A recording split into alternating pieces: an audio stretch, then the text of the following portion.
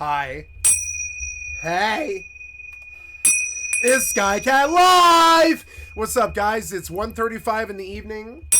10/14/2024. That's a Monday, October 14, 2024. Today I'll be playing some Rust and some EvE Online as usual. And thank you so much for your attention today.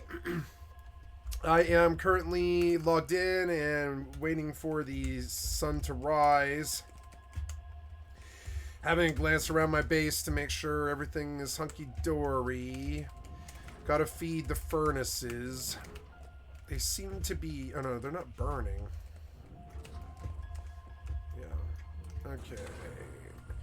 I also want to look through here for some other animal fat and cloth. Yeah. Animal fat and cloth. Yeah, we'll make like 4 more of those festive double doorway garlands. Yeah, 1, 2, 3, 4. And some fuel. Should be good. Yeah. And we'll go up here. Oh, sorry, I'll drop it off the big face now. Oh no, what's that sound? One shot by a sniper. Nice. Asshole.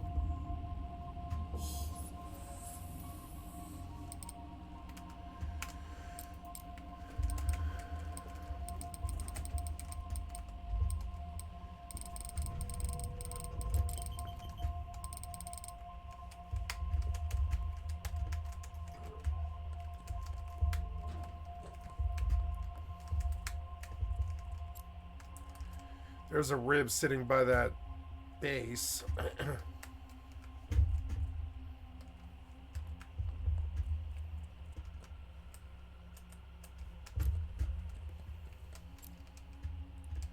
You need to make a...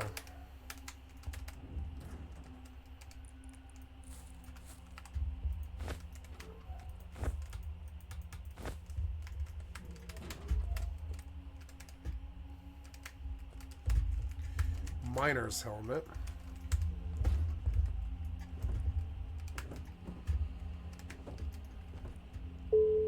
Or, you know, if I had the scrap, I'd rather train that. But yeah, actually, the miner's helmet would be good right now. But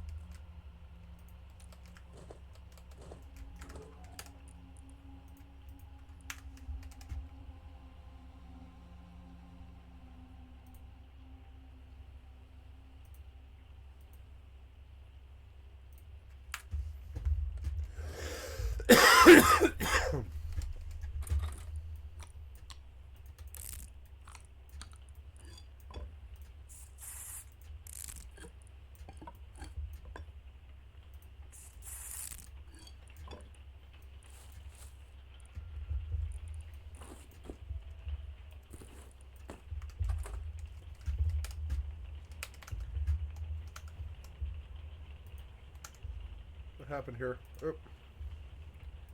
You fucked up. What was that? Okay, let's enroll in faction warfare.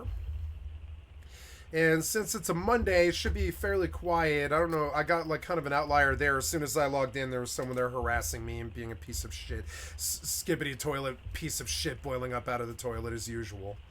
Killing me with something, I don't know, roughly like 300 times the value of what I am. Because pieces of shit bullies are pieces of shit bullies. We have a bully fucking... We have the entire human race is just looking for other people to bully right now. You can fucking see it. It makes me sick. Fucking sick. What happened here? What fell? I don't see what fell. Oh well, I don't care. Yeah, so it's like, you know, and like that guy knows that he's 300 times my value and size or something like that. But that's the worthless piece of shit human race now. They're like the highest that they could ever aspire to being now is a worthless piece of shit bully. Not Jesus Christ or Gandhi or anything like that. Humanity, the best that they could hope to be now is not to be a bully, I would say. But all they hope to be is a bully, you know? Fucking so stupid.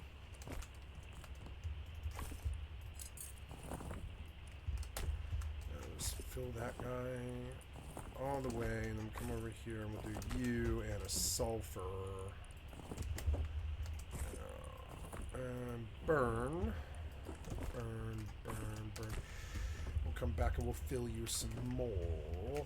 We have repaired everything. Yes, we'll put lights in here that do not require power, because power takes too long.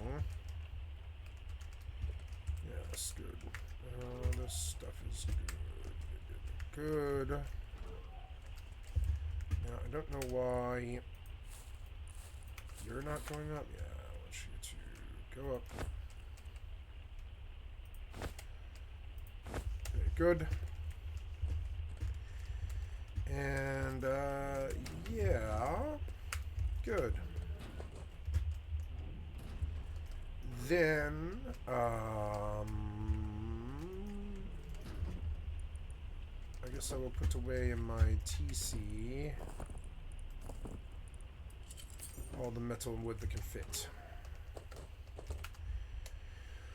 This guy sent me home. I could peaceably mine in high sec, but no, I would like to enlist in faction warfare and just see how we do with that. Shift F, you're not... fine. Shortcuts for windows of faction warfare. Should be Shift F. Oh yeah, no. Drones, launch drones needs to be F. No, F. Reassign. F. Return to drone bay. Return and orbit. Yes.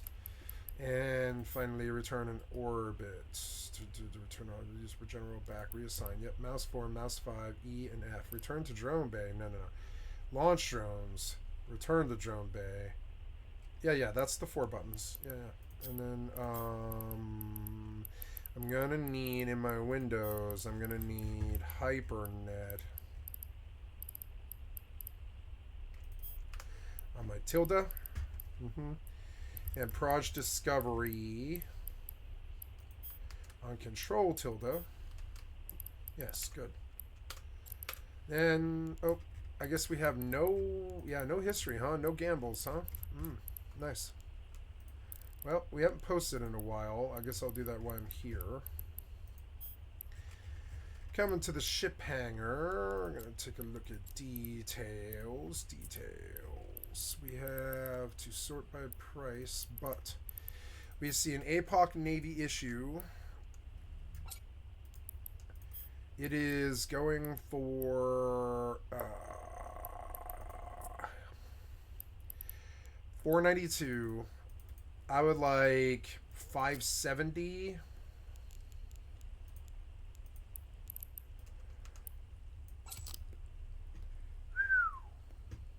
You say 7.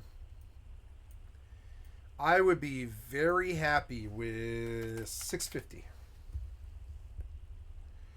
That is 81 per. Maybe with this one we try and make it like a little cheaper, like 48.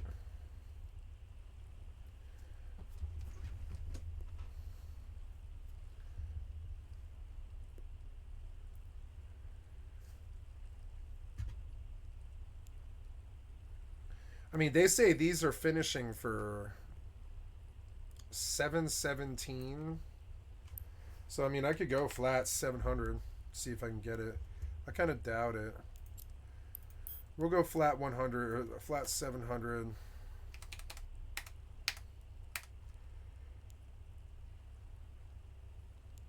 And just see if we get it. 64 hypercores is kind of a lot, but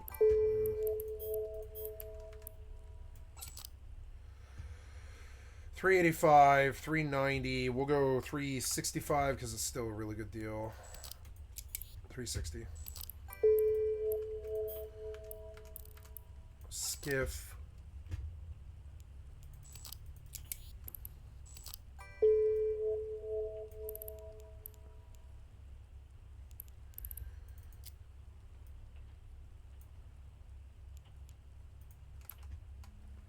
Is it daytime? Yes, it is, but we have to feed the TC.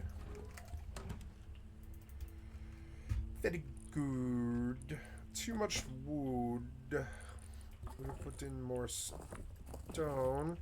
And we see that there is 52 hours in the TC. That's good. That's good timing for a solo base. Put away the rest of this. Yes. And, I guess I will consolidate all the high qual in the base. I haven't really done that yet. Yep, 6 there. 6 there. I want to bring a hammer with me and repair the heli. I think I saw some metal frags around here somewhere. 6 there. 20 there. Yeah, I'll just cook these real quick. Make sure there's none like sitting in this box or anything, or that box. Nope. Okay. I need metal frags. How's the sound? Sound is good. Sound is looking good.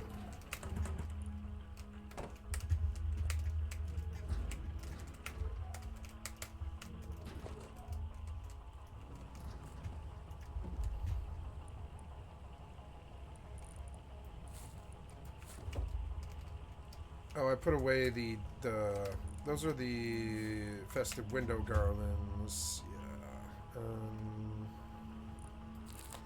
Don't really need to carry that around. I'll just put it in my thing. Cap off on water here.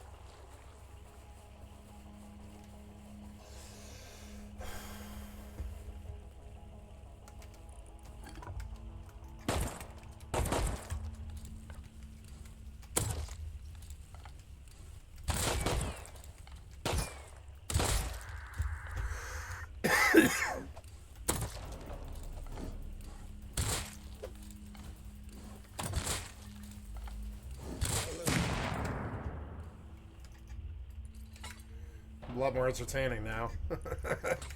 Gotta say. I wish those would dud. Sooner or later they will.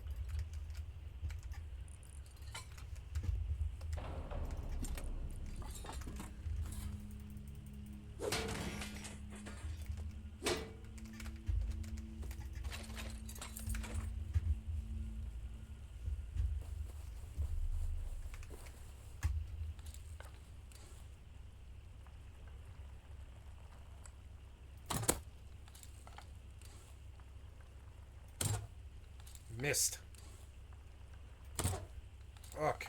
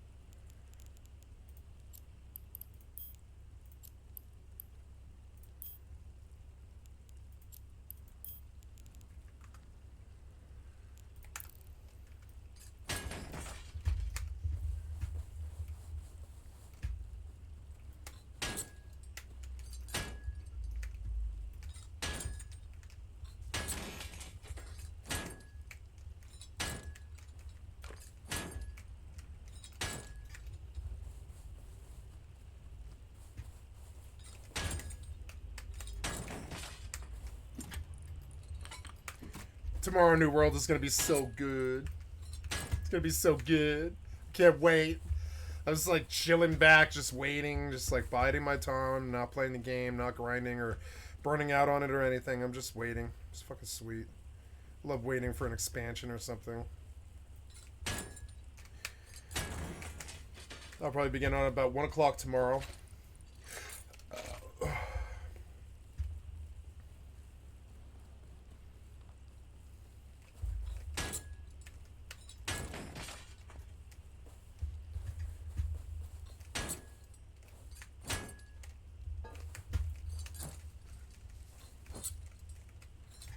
Oh, good.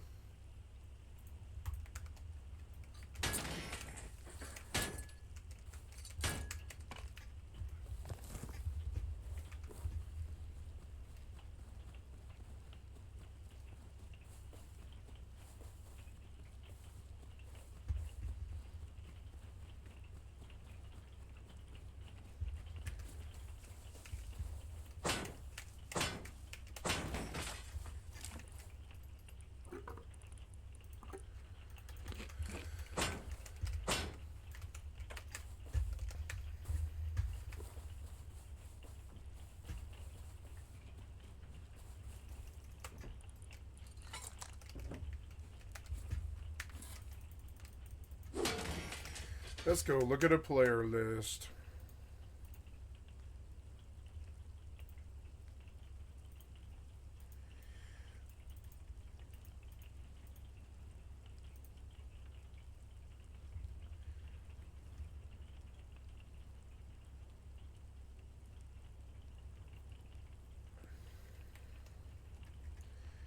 They all have dumb pictures. All of them. Because they're all like copycat idiots. All cut from the same script kiddie idiot cloth, from the same forums, same idiots, same low IQ, same bullshit ass lives with no achievements whatsoever. You can fucking see it. Same vibes, same pictures, same losers, same weird fucking shit. Probably all 15-year-olds, honestly. Either physically or mentally, one or the other. I know it's incredibly insulting what I'm saying, but it's true. Like, they have this bully vibe that they want people to see. It's not so good. It really doesn't seem that good. Yeah. Oh, my battery's low. Near.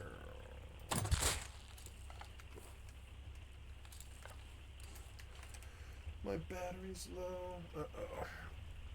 I better plug this in for a little bit. There we go. Gotta rearrange my chair and my TV a little bit. I'll be right back.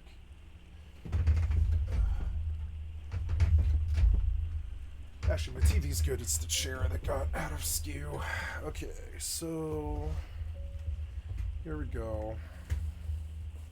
I'm gonna charge my mouse for a time.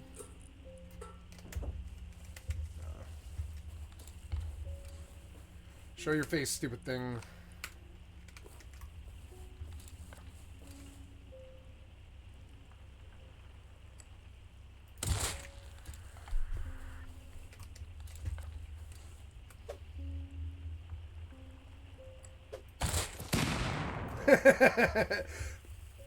Oh shit, I didn't realize there was a I didn't realize there was a grenade on the ground. I didn't hear it. Not bad, it's like 20 G every time, or 20 scrap every time they do that.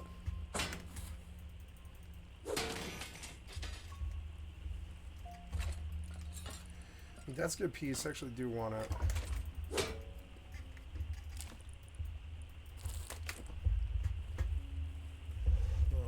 Is annoying.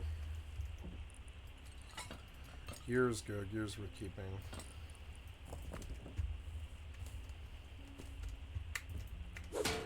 Close to garage doors now, which will make this even harder for them. All I need is like 100 more scrap, and I already have it. I've got it on me. Free compound bow. Probably better than that can. This is probably better than that.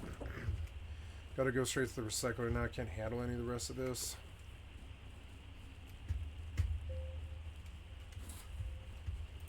Gotta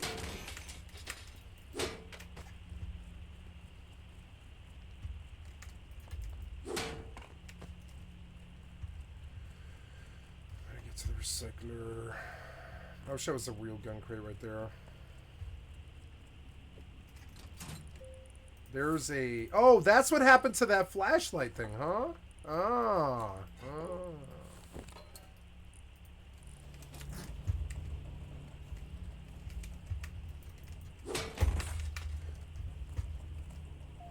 You know, I think since I'm not using EvE, I'm going to drop it down completely because Rust is like eating up most of my fucking settings.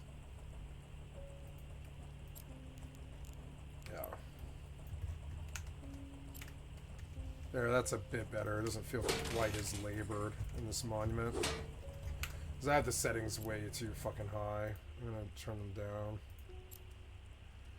Max quality, we're going to drop you to medium. Max quality, 4 cascades to no cascades. Max shadow lights to 1. Water quality to 1. Or, well, 2. Shader, parallax mapping, We'll drop the tree quality and the tree meshes down. We'll come to image effects and we'll look through. Seems alright. Accessibility and the partial buffer is on.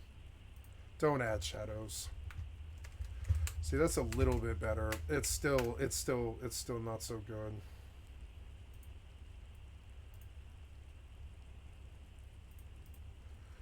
Medium.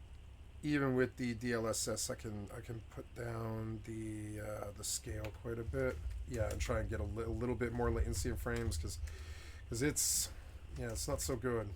Still looks good enough. Yep, it's tuned down a bit, but I'm getting a bit more latency, so I don't get ganked so easy.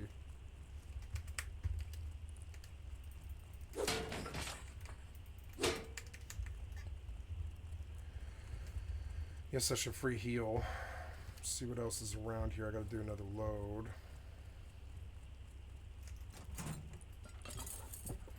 Another gear. I should maybe stack these free compound bows because I don't have to make them.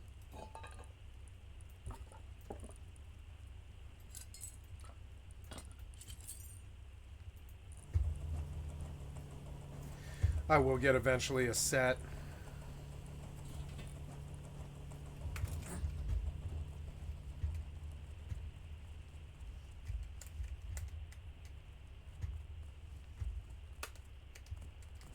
I mean, yeah, I can dump some of this here and free up room, which I will.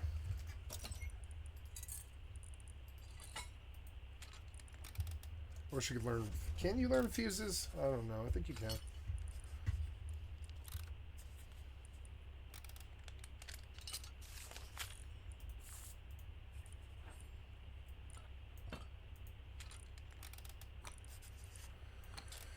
I mean, really, the bow is of no use for me except for its mats that it breaks down. It's one less bow that I don't have to make, but I don't care. I don't care.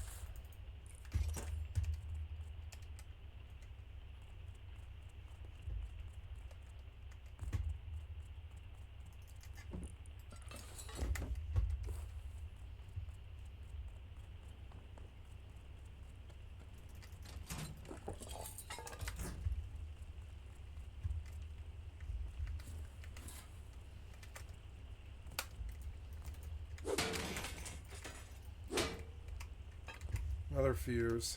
I should just recycle them now because it's not like I'm running puzzles.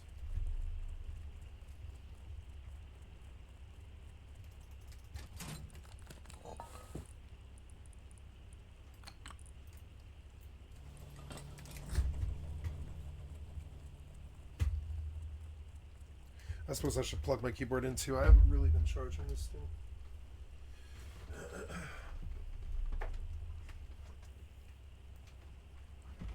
Tomorrow I get caffeine, but I've been off the caffeine for like 4 days. Got a good kill last night, despite being on no performance enhancing anything at all. Got a good kill last night. You know, usually I have to like get all jacked up on energy drinks to beat the people half my age or whatever. They're just faster, have better reflexes than me because I'm 25 years well, more like 30 years older than them, and they see some reason to bully people like who just want to be left alone. I guess I don't really know, but I know that I did well yesterday, even despite not having had any caffeine or anything. It was good. Proof that I'm still middle-aged and not old. I'm not old yet. That'll be another probably 10 years. I look forward to being old. I wish to mellow in my old age and not be this crazy asshole outlaw person. Ooh, I was looking for all of that. Yeah, that's good. Not that I really need it, but it's good research. Left the scrap in the bench, which isn't so good. Let's see if there's any items up here, I guess. Oh, this table is annoying. Where am I currently? Okay. Yep. Don't fall. I'm not going to get this, am I? I don't think so. It'll be annoying. Nope.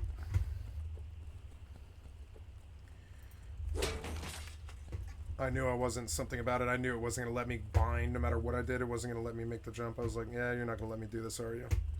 And the answer was no, even though I did catch the rope. I even felt it for a second. It was like, nah, you can't have it, this jump. I knew I wouldn't for some reason.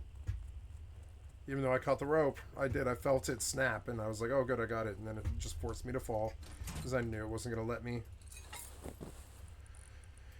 Yeah, I mean, yeah, we need those. We do. So this goes here, this goes here, this goes here.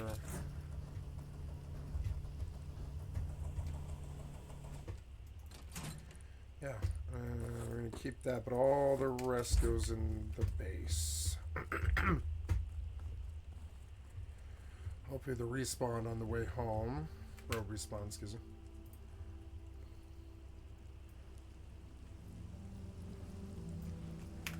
There.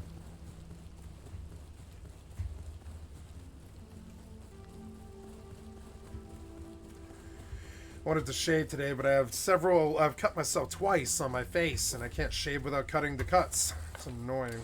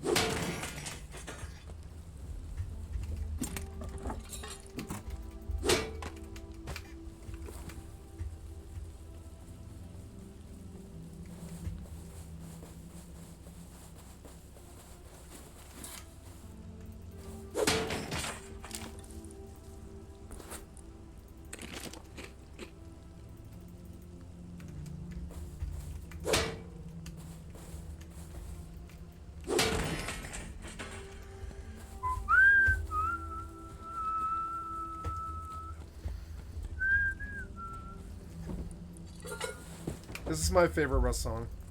I wish they had made more like really low key like this, but positive and good notes and stuff.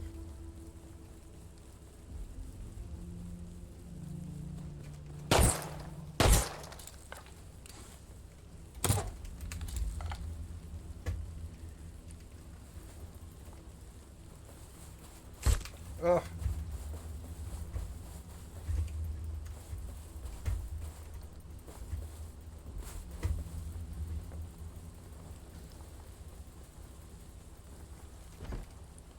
Free Hazzy.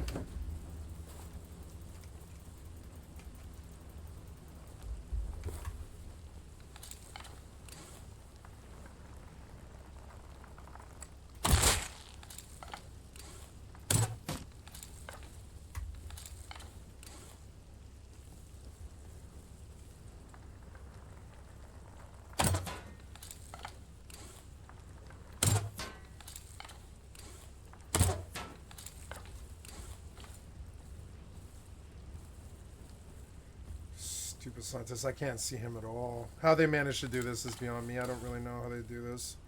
It's like, how do you hide him so perfectly?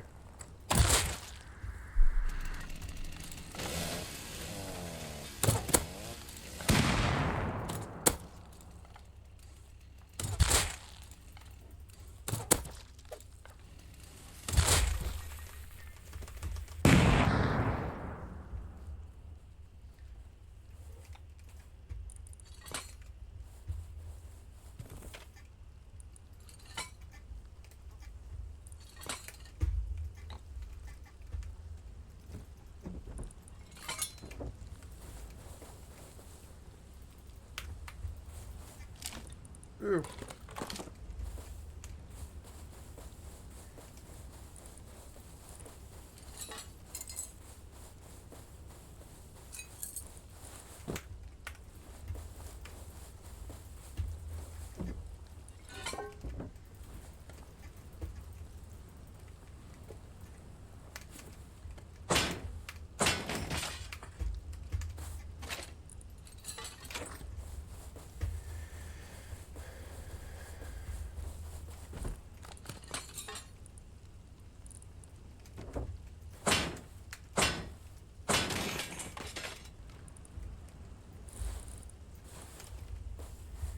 Just gotta go home now.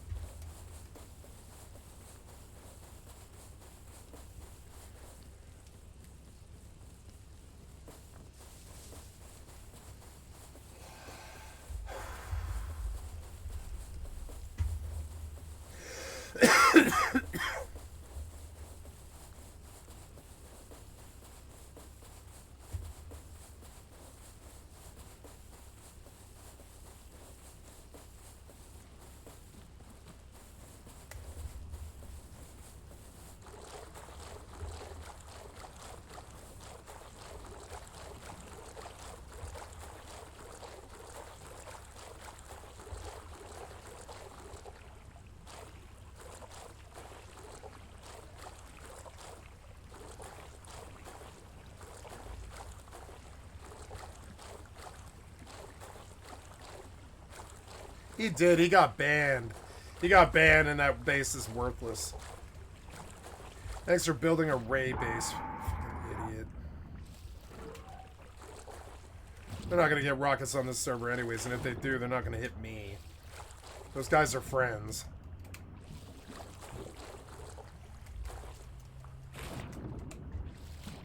Remember when they killed you for me? They just owned your ass with a Tommy for an hour and a half? Just randos on a 5-popper better than you.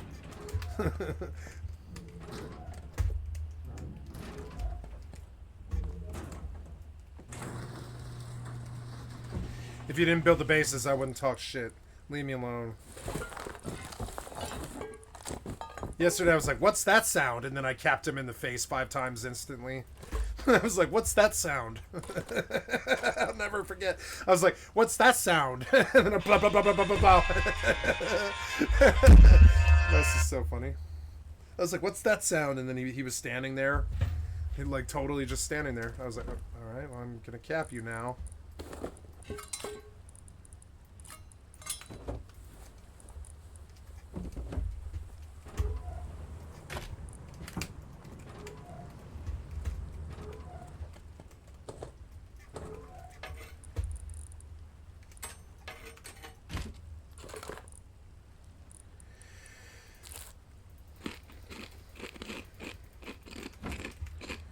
Okay, so in here was those red things I just got. I need that and that.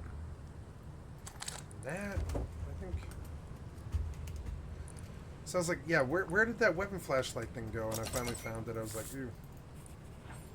Yeah, I spent all my scrap again. 75.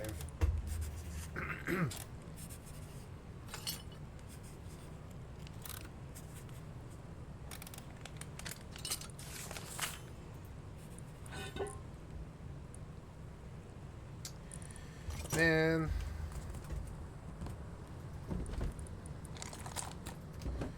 Now I'm getting towards the level.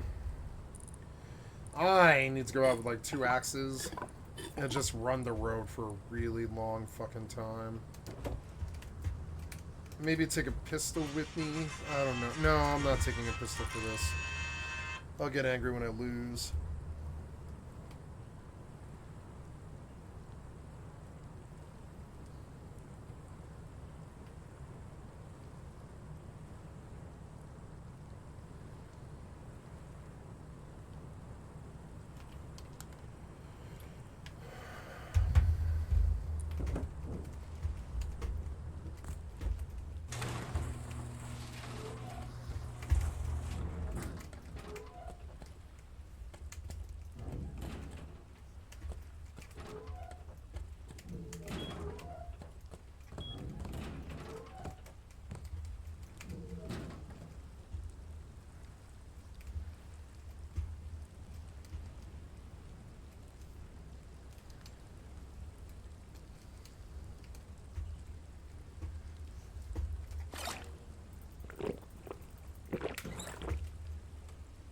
Oh, nice.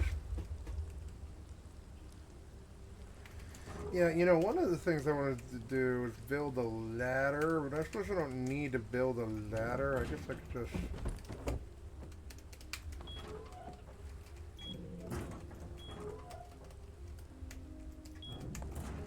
I'll go repair the heli, because it is an asset. I don't really want to, for sure. That's okay.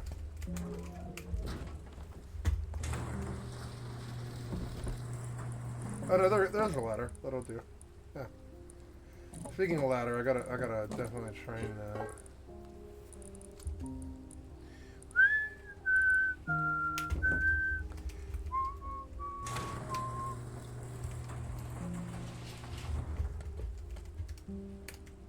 No.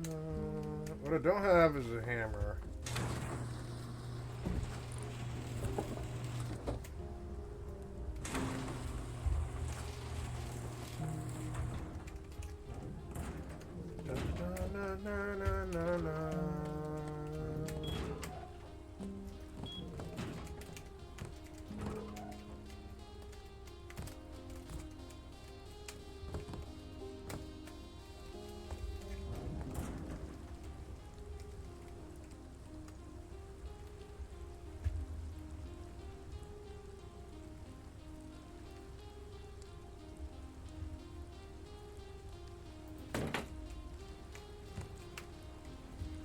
No.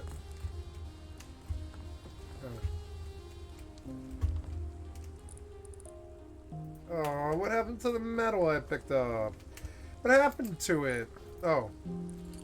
There it is. Oh, nice. I have scrap too.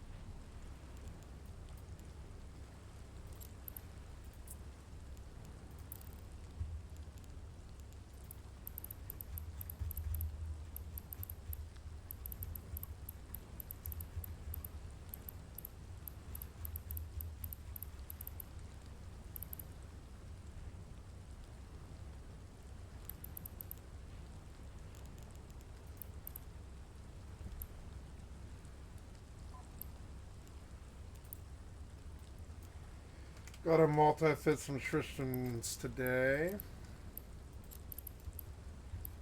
Or maybe I'll go out into Cat Navy, actually.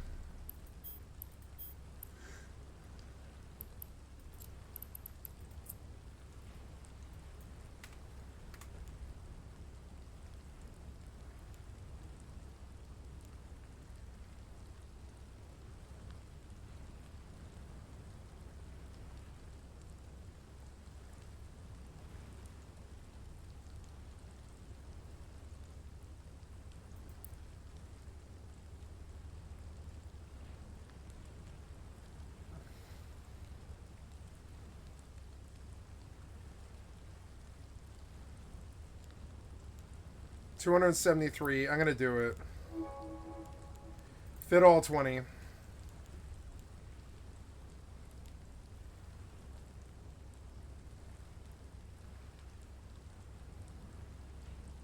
There, I'm all fit for ships off just the money I've been getting off the Hypernet and shit. I'm fit for ships for like half a year, something like that, on the ships that I actually fly. Tristans and Herons and Pokefin, Miasmos and Cat Navy issues and Venture Brothers and all this. Yep. So we'll go out into solo PvP today. I'm feeling expensive. That's alright. Yeah, this, did you get in the ship I told you to get in? You are acting all laggy. What the fuck, man?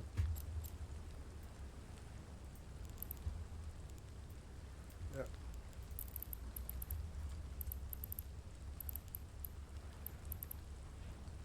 Oh, look, I have these, like, 3 side fleet issues. Oh my god, I have so many ships to Hypernet. Look. Oh my god. This Loki will go for 228.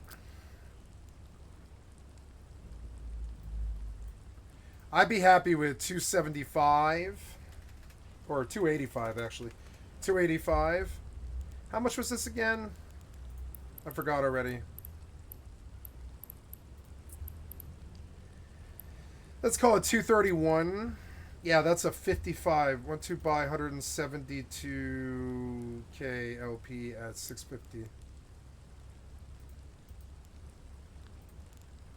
285.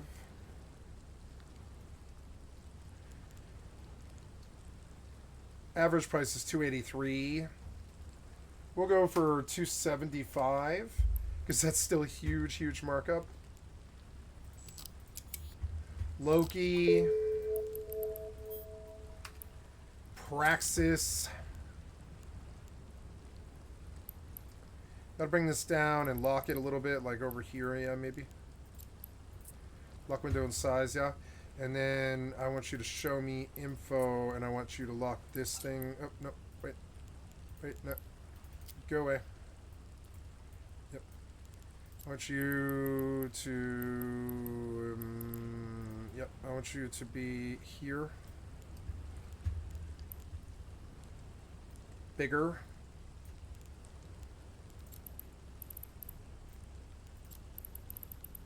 Lock.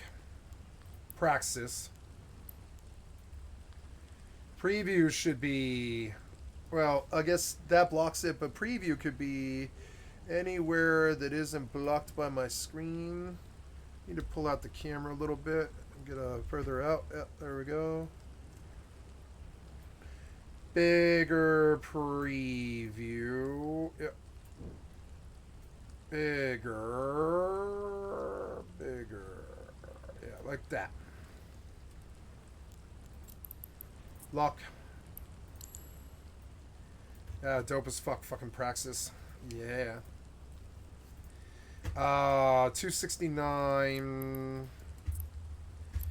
196. Average is 267. We could go cheaper here. I'm gonna go to 250. Because, I mean, that's a really big fucking profit, you know? It actually is. So, 250 on 8. Yep, confirm.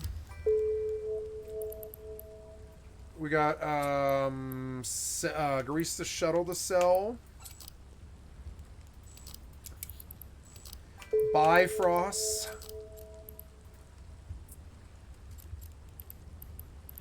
58 mil. 82. Could go cheaper. Go like 75. Yeah.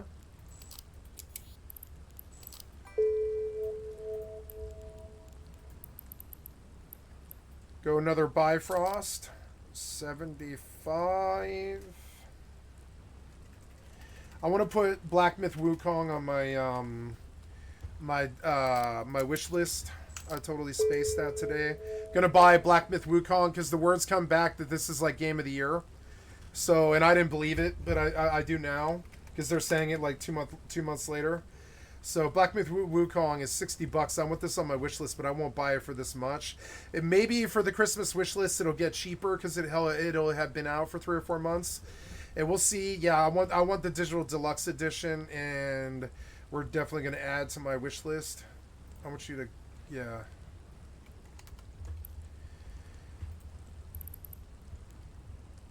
Okay, so heiresses. I have a couple of heiresses.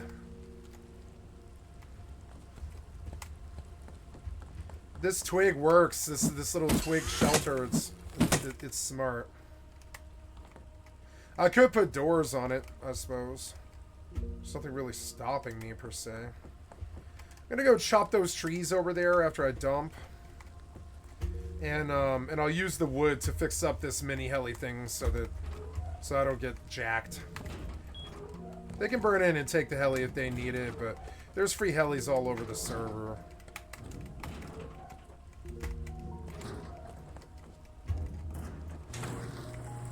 This song's really good too. See, the master's too low. I want it like higher, and I want the game sounds lower to like 5. The graphics are like chugging along, and it's annoying me.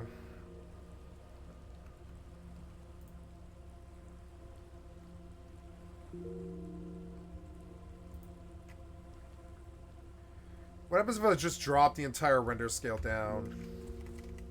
Yeah, like, I want fucking frames, damn it. You've been robbing me of my fucking frames.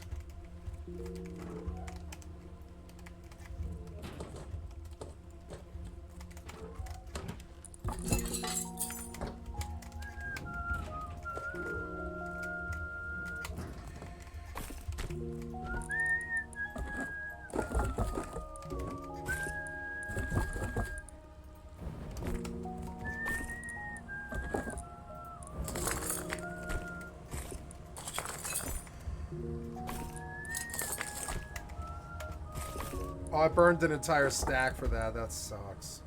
Oh, well.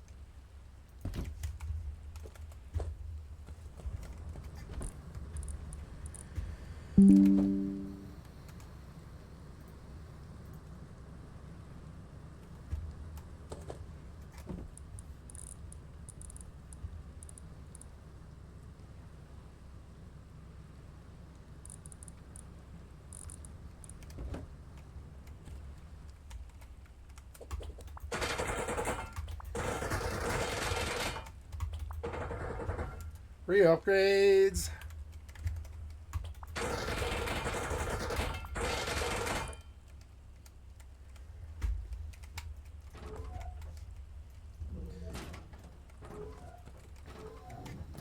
It'd be really expensive to do all that. I'm not going to.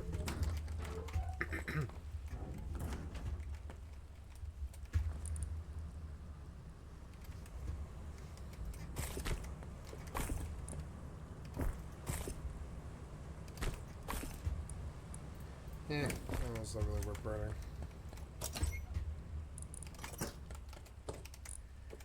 Oh yeah.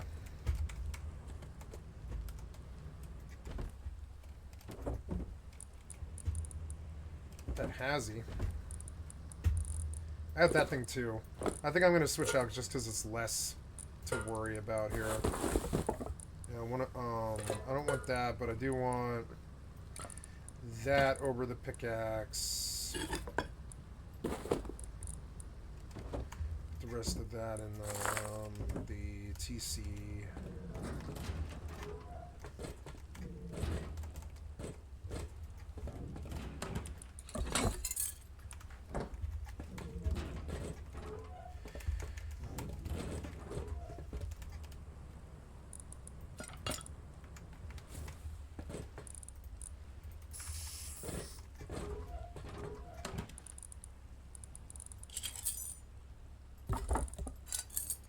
There we go. 43 hours. Updated metal.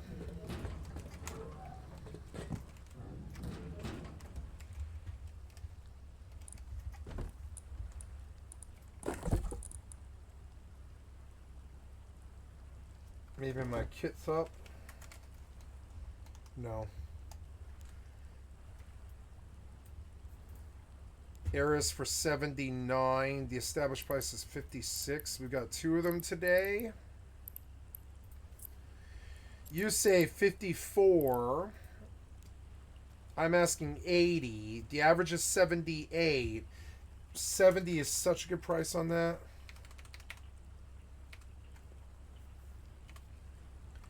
It's not such a good price, but it is a good price. If I were to buy, they're like 55. 15 million. There's 2 up for 78 right now. So if I wanted to go cheaper, I could, and it would be cheaper. 72. I'm going to take this price and cut it twice. See if we get it.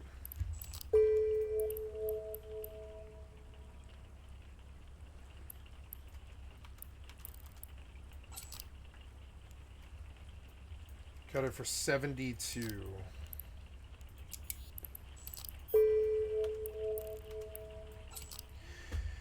$67. Is there a button for view market detail?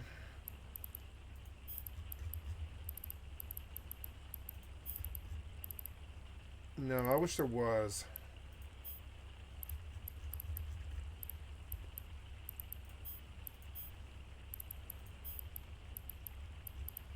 What about the market? Market orders. Just going to read all the stuff here. Access list, activity tracker, air career, calculator, calendar, character customization, character sheet. You know, I wouldn't mind that on C. It makes more sense to me. Combat and track. Yeah, combat track is combat track. Okay, cancel. Track.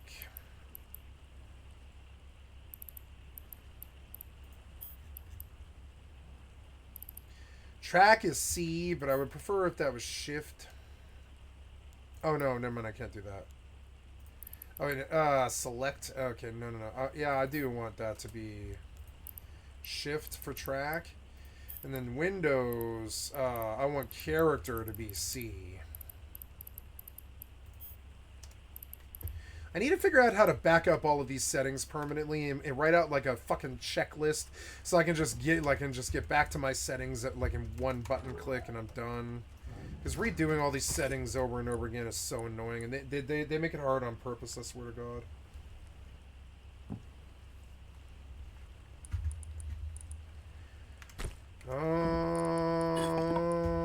There's some sulfur. Might as well load.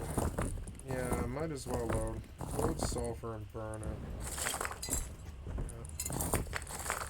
Okay, it is currently 7:17 p.m. It's not a good time to go out. We are posting more hypernets. The Executor Navy issue is 49 million.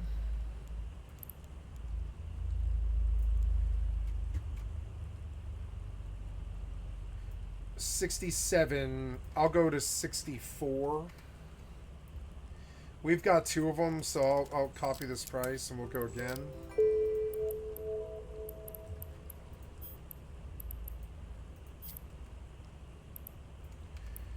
Executor Navy issue 64. Curacao Navy issue going for 44.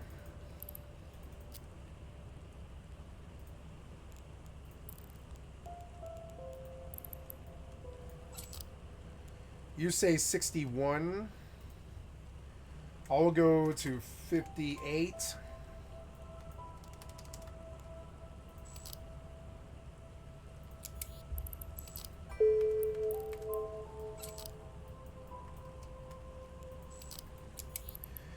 Three side fleet issues. I'm going to stack all of these, can we? Yeah, stack all of this so I can, like, see what I have. Side fleet issues, 130 million worth. We've got 44, 46, 47. I'm seeing very different varied prices. Oh, no. The prices are messed up is what it is. 40. 44. 46. The average is like 44. So we'll run some, we'll run some side fleet issues and stuff. I don't want to stand by this furnace anymore. Maybe I should just start flying out to wherever I'm going, because I don't think it really matters.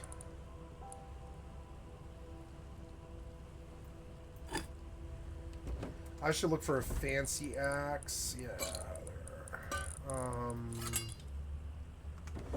Yeah, we'll bring some metal with us too to repair the mini heli if I'm gonna do this. Yeah, I'll take that. And in the morning when the sun rises, I will go out in the mini heli and I will fly over to where the rocks and the wood are.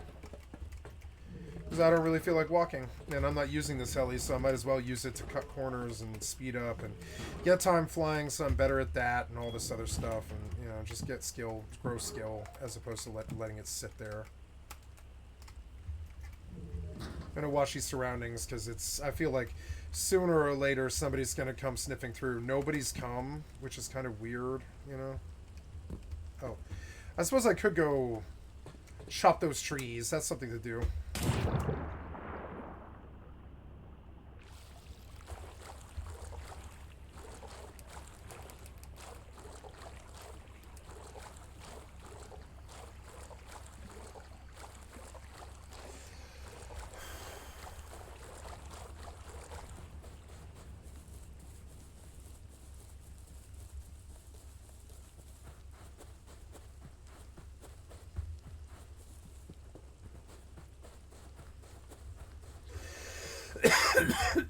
Excuse me.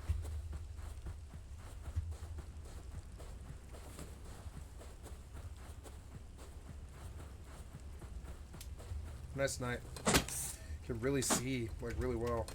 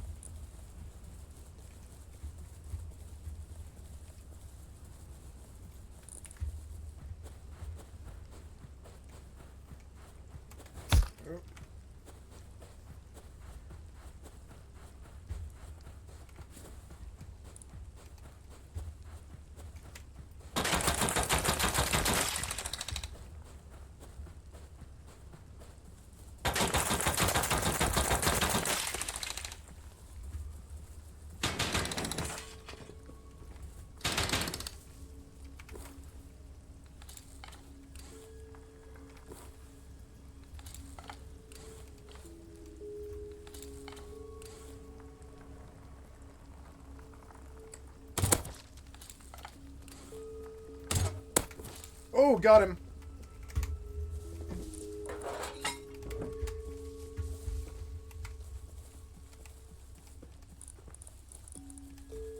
If I can find the body, I won't be able to find the body, but I got the XP. Oh, no, there it is.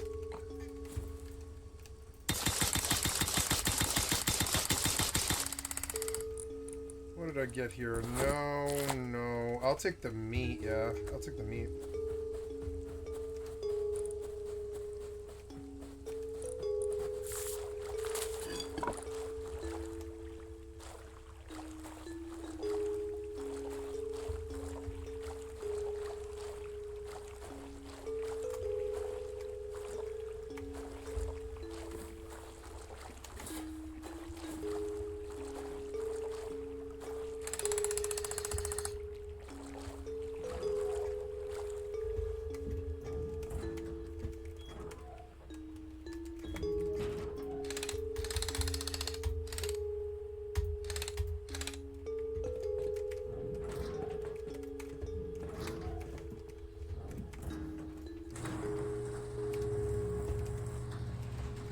Oh, oops.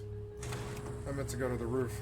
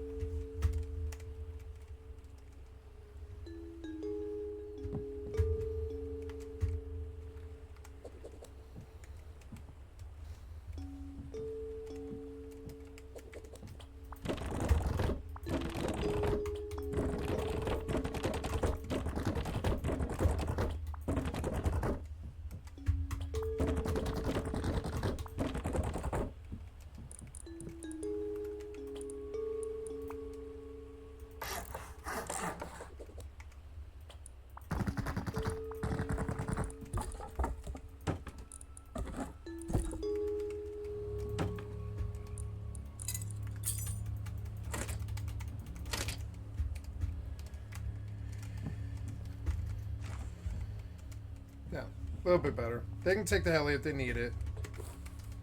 But I mean, like, I don't care.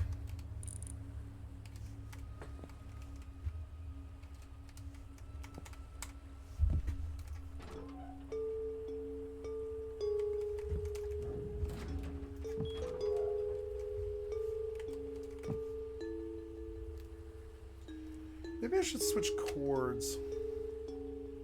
I don't know. I think this... Let's go look at my LG hub. Since I have the capability of looking at the battery level of my mouse, I'm going to.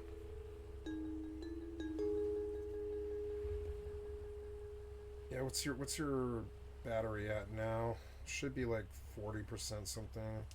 Oh, 94. Never mind, we're good. Yay, I don't have to be strung to a cord anymore.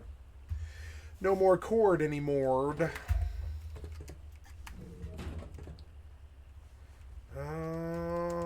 Daytime. I'm gonna go put stone, wood in boxes. Go out and find metal now, since I have a metal thing.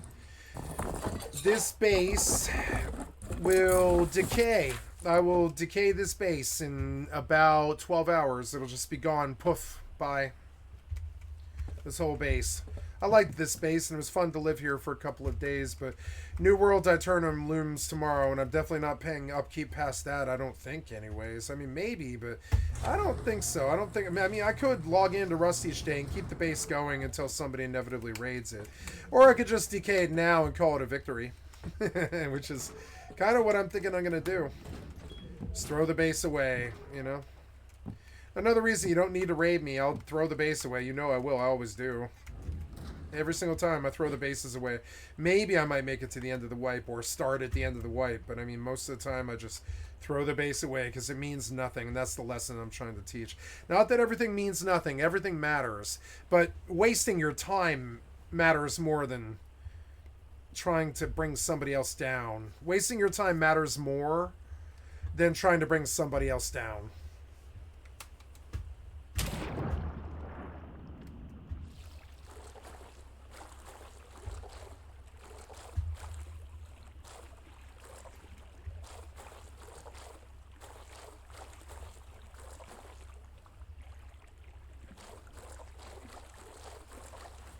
I have a leaf outside my window, and it is suspended there by some gossamer spider web that you can't see. It's like smaller than normal spider web. It's like very fine. You can't see it at all. And so right outside my window is a leaf that looks like it's suspended in midair, because it is. But I mean, it's hung by web, and it's actually trippy. The leaf is just fucking flying in midair, pretty much perfectly, and it looks like gravity is defying. Or it looks like it's defying gravity, like that song, Wicked song.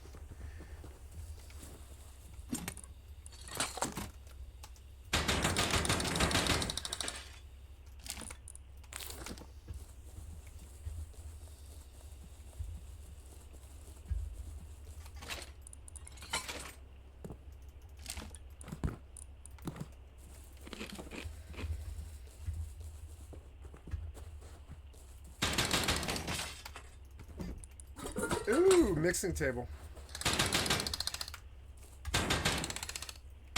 That'll be a good addition to downstairs.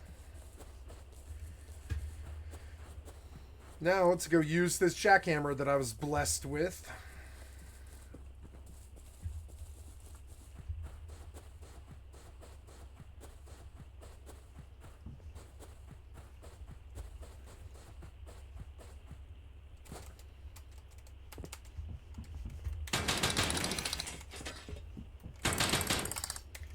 Towards the level, but it's starting to slow down. It really takes a while, but if I keep going, each wipe, you know, get a little bit more each wipe, and then one day I look up and it's like November. Oh no, yeah, when did the year start? It was, man, it's been a while, huh? Yeah, that was before the summer. The year started in is it February for Rust yearly? I think it was like February. Yeah, shit, we're already getting towards like another year. This year like fucking flew by. Now the years are starting to feel finite, like there's not enough time, and that's kind of annoying, because for many years it felt like it just dragged by and I was bored, you know. Is that a bear? It looks like a bear.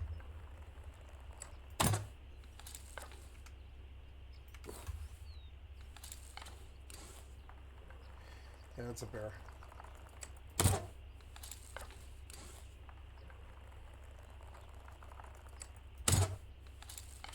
What?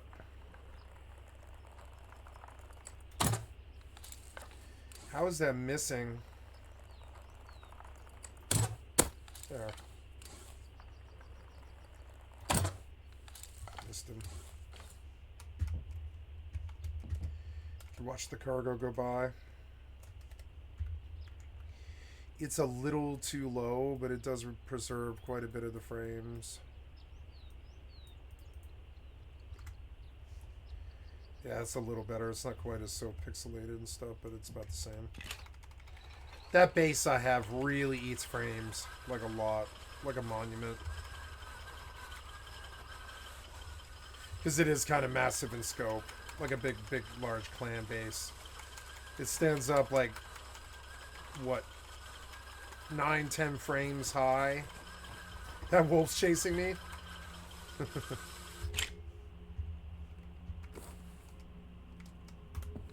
He got out of render.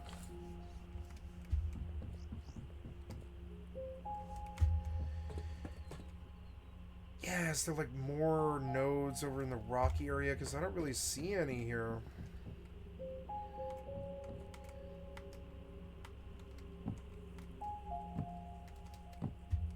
Oh, there's one.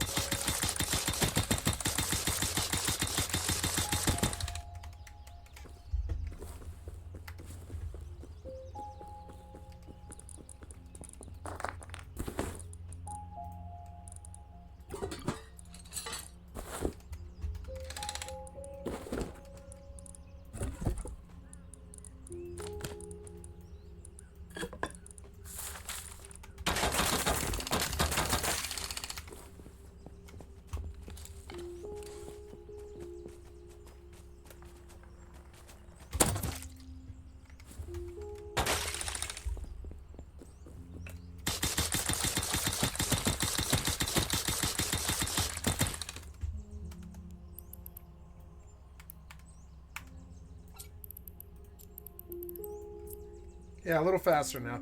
44 million. You say 60. I'll go 58. Because I don't really sit around side fleet issues very long, you know?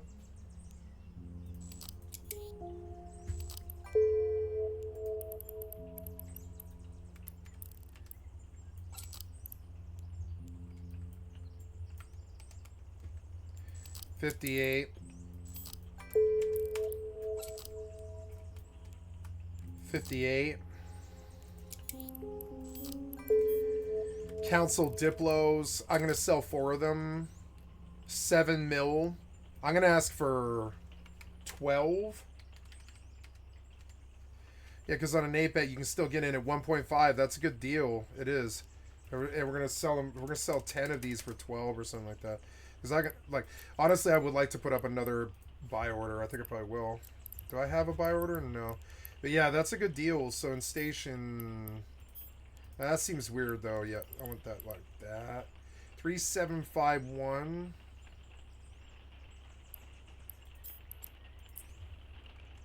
$375 advance. 3752. I'll take 20 of them. Yep. Let's make it 50. Yep. Yep. Yep. Seems good. I like councils and I want a whole lot of them so I can just mess around with them on the hypernet. So, works for me. Yep. Do your thing. Go away. Go away, you. Stop, you. Yep. Right. 3 hawks. I have 3 hawks. Let's see. Those are... Let's go back to Rust because I'm out. Pop dropped. I'm going to go take a look at the list right now. Pop dropped. Steam, view, players. Looney Tune Luffy. This might be an old friend. Unholy Ghost, Vega Lull to Ace to Flame Bard, McNeil. McNeil is currently on. Oh.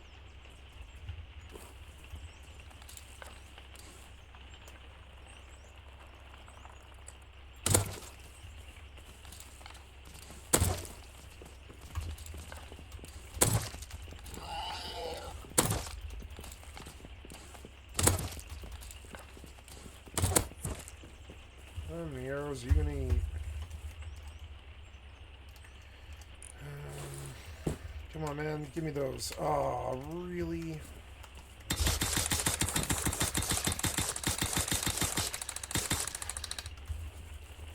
Go get this bear, too.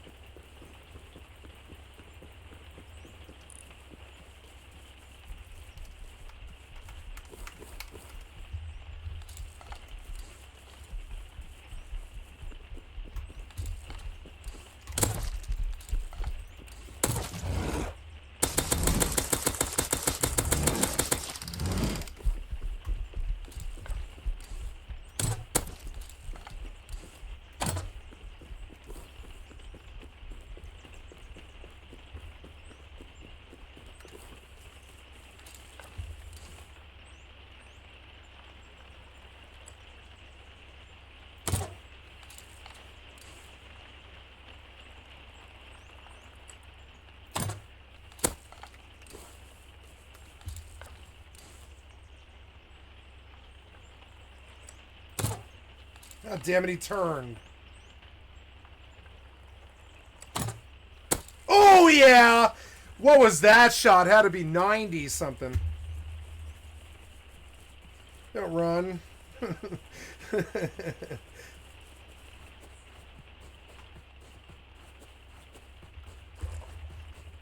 I wish other games felt so bow skill as Rust it does.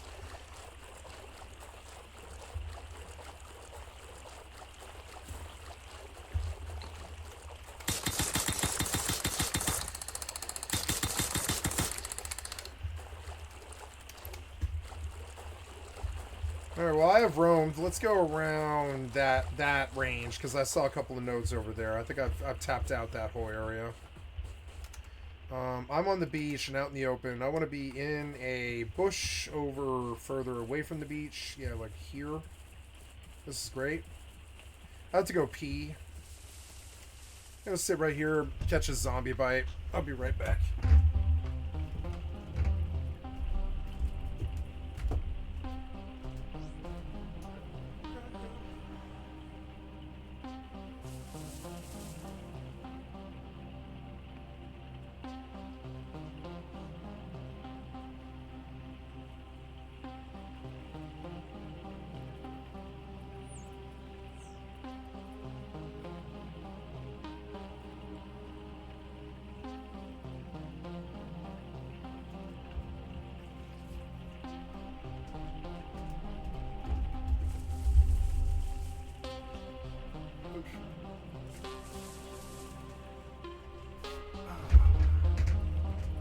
Oh, I left the light on.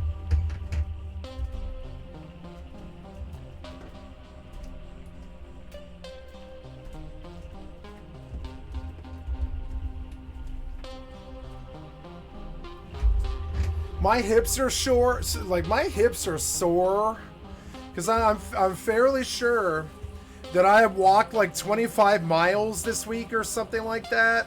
I'm fairly sure. And like my hips fucking hurt. My body hurts. It feels good to take a break today because it's raining cats and dogs right now. Because I've been pushing it. I've been pushing it like 4 to 7 miles a day, something like that. I've been pushing it like a God's honest truth, you know? And it hurts.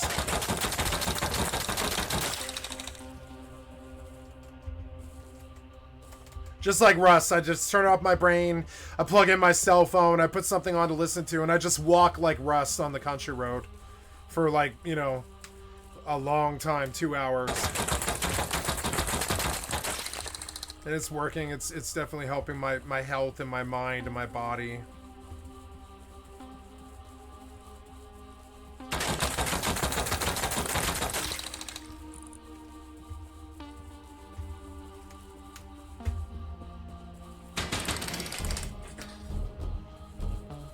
I hate the drum drop there, because it's like suddenly I'm like feeling like I'm being shot at.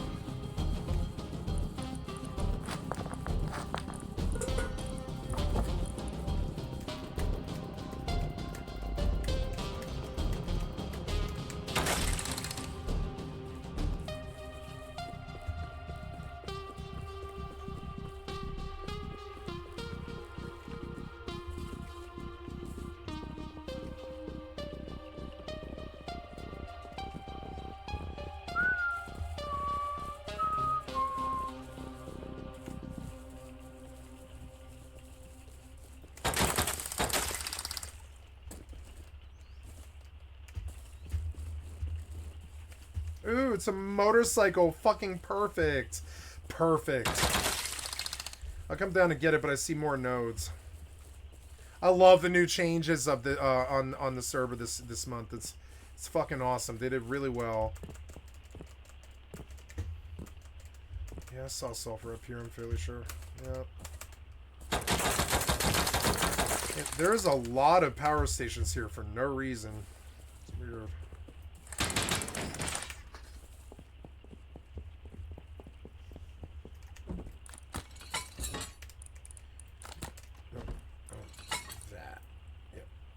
Okay. Oh, no, I'm at 31%. I'm at 31%.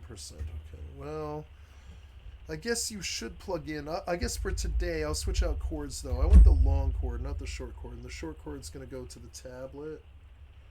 Yeah. Short cord goes to the tablet. Long cord's going to this thing. Oops. My mouse. There we are, much better. This thing pulls on my hand way, way, way less. And I can just charge the mouse when I need to.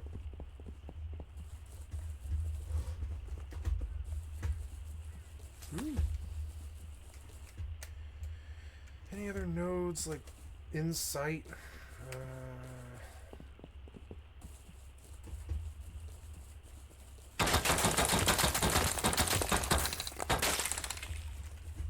Oh, I'm full. Yeah, wait. No, I want that. No, I need that.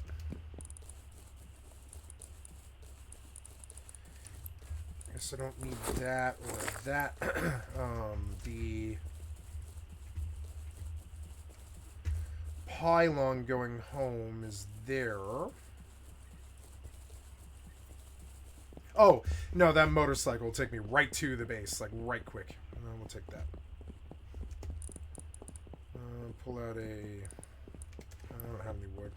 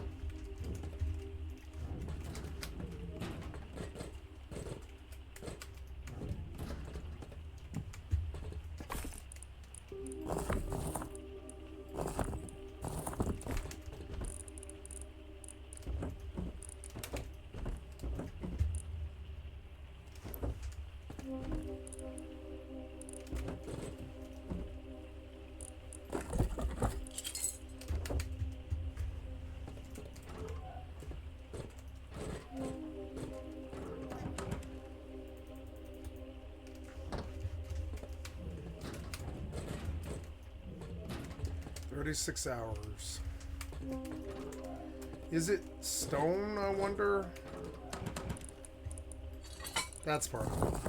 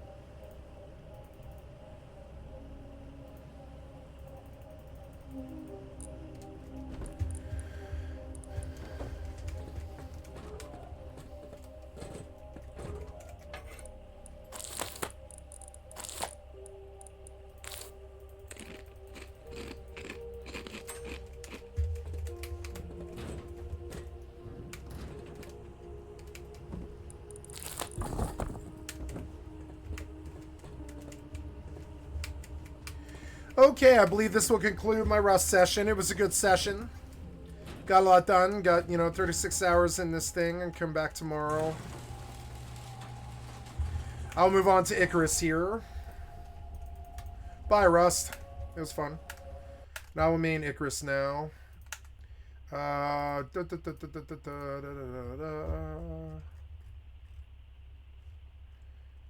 I have to install Icarus, which is annoying. That's okay. Install Icarus. So, I guess in the meantime, we'll do some EvE stuff. So,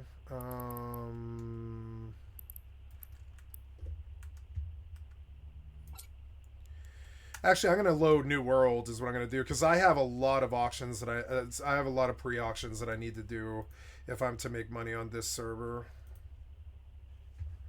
I think I will blow some money on buying Hyssop and making a lot of healing potions and stuff. I think I have like I pretty much have like a lot of a day's work on New World. But I mean, I will log off New World to main Icarus today because I don't want to main New World today. It's going to be a busy day tomorrow.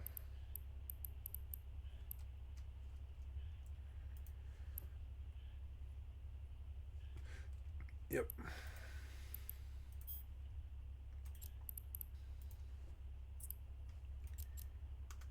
I can hear some kind of sound in the background and it's annoying me.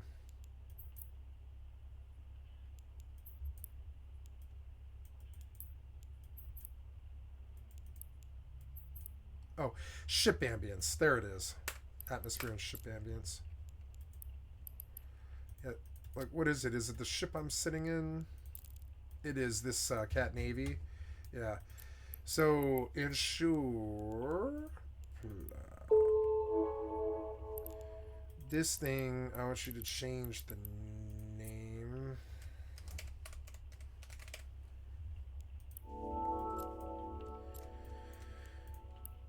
Okay, we go back to the HyperNet here. Inventory.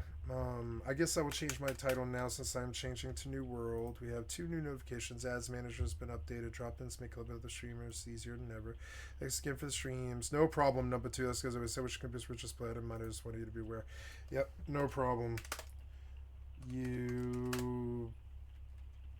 You've always been the greatest friend to my stream, and I appreciate that. In such a cold world, thank you for having a good. Thank you for having a good heart.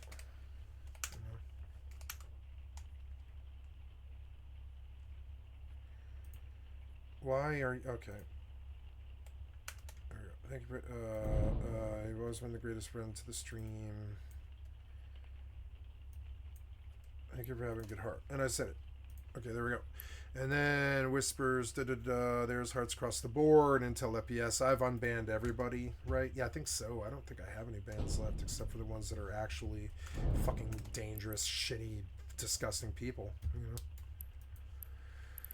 Okay, so going to inventory, grease the shuttles. I bought a whole bunch more of them. No, a bunch more of them just came off the HyperNet, so we're going to post. That's fine by me.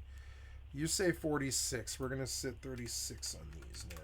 I mean, what's the market? 30 million. Can I get music out of you in the station? I'm not sure I can, huh?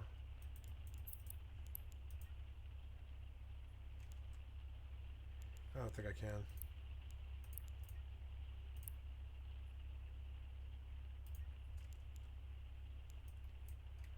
Just gonna pop out and tool up this cat for a minute, because I've got to depart anyways. Yeah, dock up at war. I don't care about that.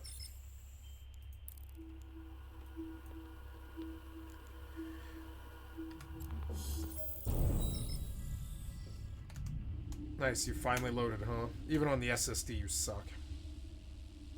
Hopefully tomorrow it'll be better. Okay, I need you to go away. Yep, go away. And you. I want you to stop. I don't want you going any further. Stop.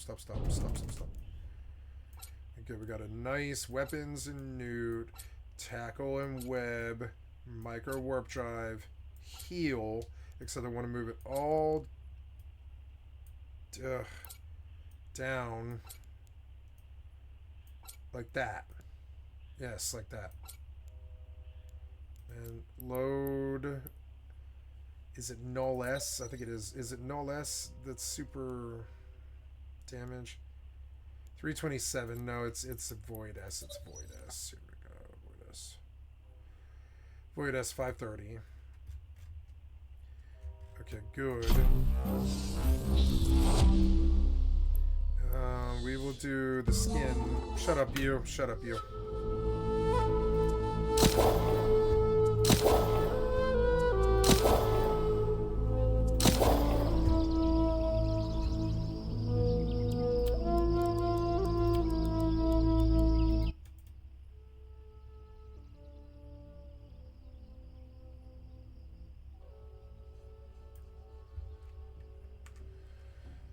Alright, we're gonna spend like most of the day in Everfall, like pretty much selling everything I own. I forgot I had to do this, but I do. I've got to sell everything I own. Oh my god, what'd you do? Please work. You're so annoying. I can't tell if you're doing full screen correctly or not, but anyways.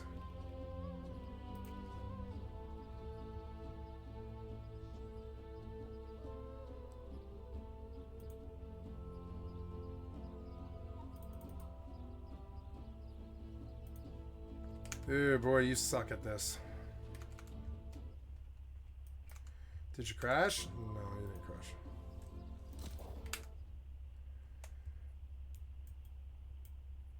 Okay, next I need personalization. Yeah, allow, please. Federal police.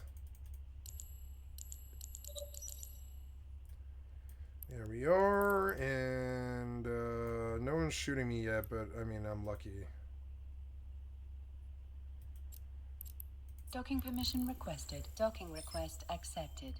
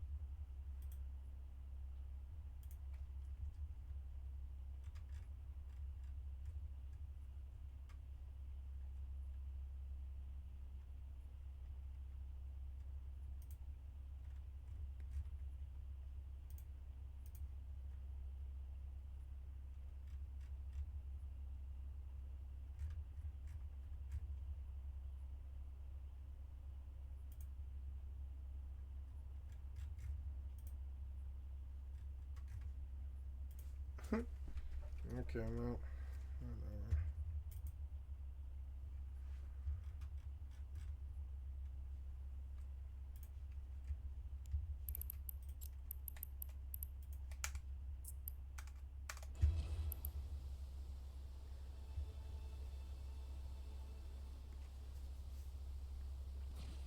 Oh, skill caps get increased to 250 with the DLC as well.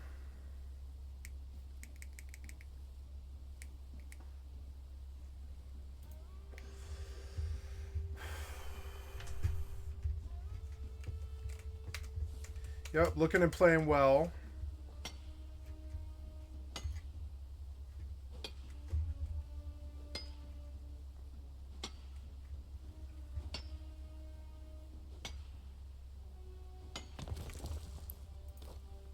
First of all, is OBS running this game? Yes, it is. Good. Less game I need to do in windowed. Video 1920 uncapped. You're on high. Yeah, it all seems like fairly good. I think the only problem will be the controls. keyboard and mouse. Zoom in should be mouse wheel up. Unbind, no, don't unbind zoom out. Do dot, zoom modifier. Free look should be left control. Hide UI should be Z. Prone should be, what, cycle weapon up. Cycle weapon modifier, left alt. Cycle weapon modifier, I don't know what that means. Swap weapon should be 2, yes. No, wait. Heart gem, heart rune ability should be 3. 4, 5, 6. I need to do my title. Damn it. Okay, I'm gonna change from Rust Hardcore Zombies to New World. New World Pre-Aeternum Sales. Sales, right? That's it's gonna be for a little while here, yeah. Get off of Rust. Goodbye, Rust. New World, done. There's more viewers today. That's good. New World, New World. So,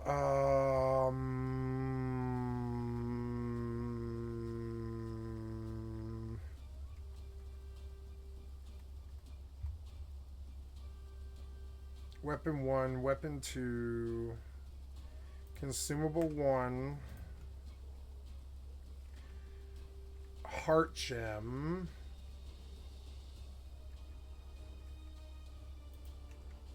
three, 4,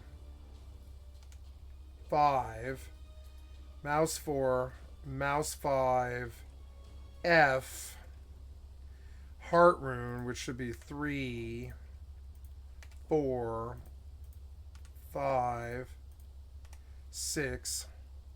I want to pop out of this to save, and I want to go get this, this... Damn it, are you... Oh my god, why are you on this thing I'm trying to loot right now?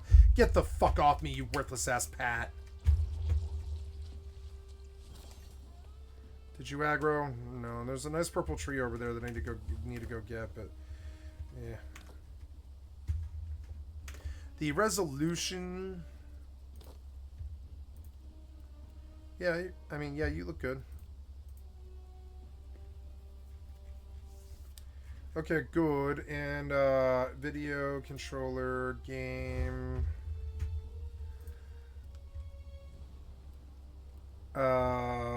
Controls, consumable.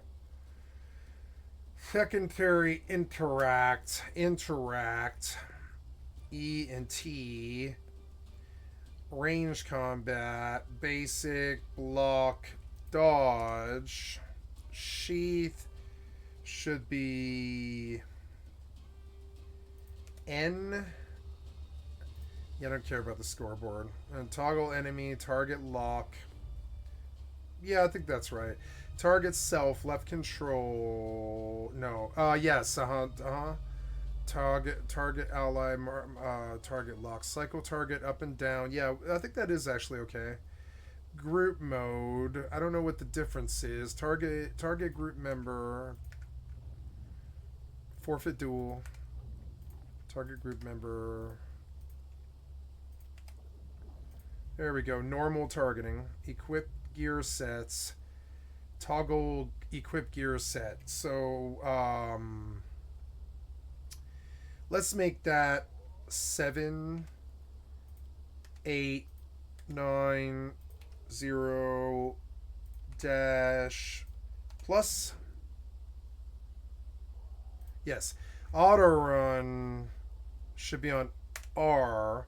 Crouch should be on Shift. Prone should be on X. I don't need the walk key. Jump traverse. Toggle run and walk. Don't need it. Hide UI, Z, yep, all that stuff was good. We're done with that one. Inventory shall be V. Map shall be tab. Character shall be C. Journal shall be L. Season rewards F9. Company could be P. Yep. Emote should be on B. Yep. Ping. Oh yeah, ping. Yeah, ping. I don't plan to ping. I'm not running some clan. Toggle pop-up option is F. I don't know about toggle pop-up option. I don't know about F. I think that would be okay as H. Camp is Y. Social is O. Scoreboard. I guess scoreboard could be like this key. Yeah. And then salvage, lock. L is lock. Okay, L for lock. Enter, chat. Push to talk should be tilde. Emotes, attack activity, ping wheels, and all that other stuff. Fishing mode should be F 11. Yeah. And then music should be F10. Summon dismount should be G. Dash should be Q. Jump, alternate, stop, reverse. Okay. And I believe we are good. Yeah, I believe we are good. I think that's everything for keybinds and everything. Yeah, graphics look good. Playing better now that I reformatted. It's definitely playing smoother. And tomorrow it gets even more optimized. My field of view seems a little odd.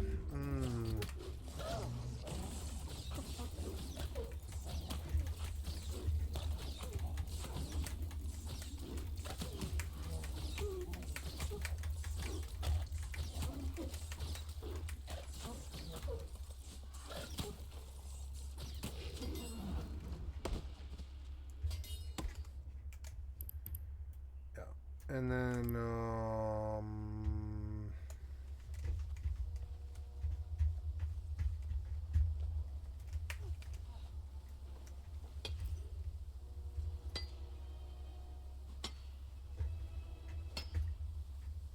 ooh, purple trees.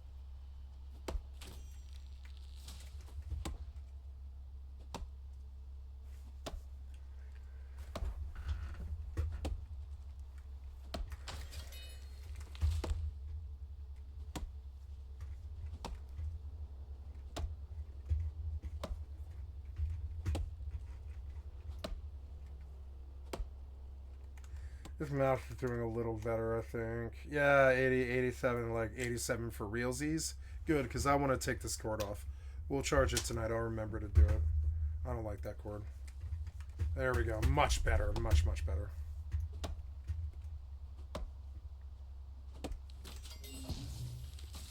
Eight, 9. Gear set 1 is logging.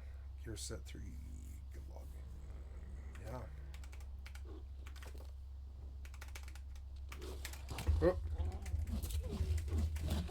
Oh.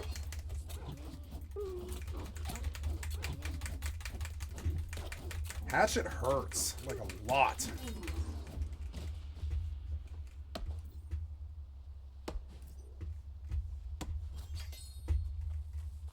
Oh, yeah, the FOV.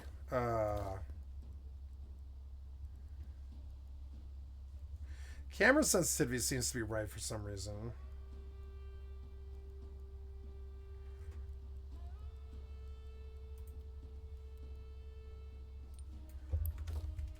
Here we are.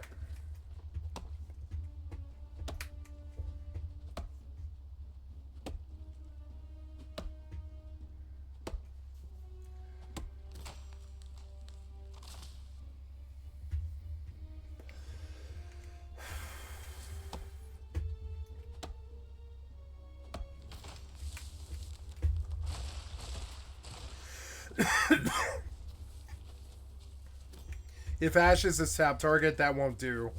It won't do anymore. It's not sufficient.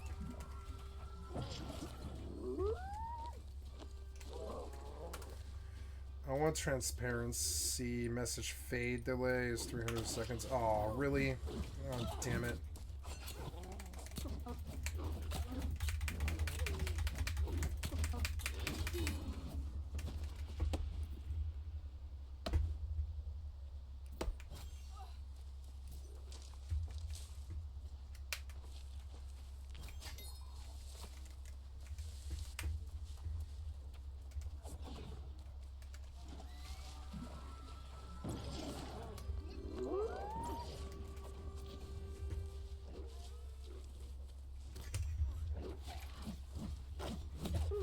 None of those hits. None of them hit. None of those hit. It's weird. The overhead strike does, but not any of these other moves. It's so stupid. Okay, so did I change all of my titles? No. Live streaming. Edit. I want to change you to New World pre-art tournament. Now, sales sounds stupid. Pre-art tournament. I turn them. I don't know. Is it New World Eternum? Is that how you say it? Yeah, that's correct. New World Pre-Art Turnum, right? And so New World Pre-Art Turnum sales. There we go. EVE Online 1014. 1014 done. Come over here. Public Gaming Rust New World. New World.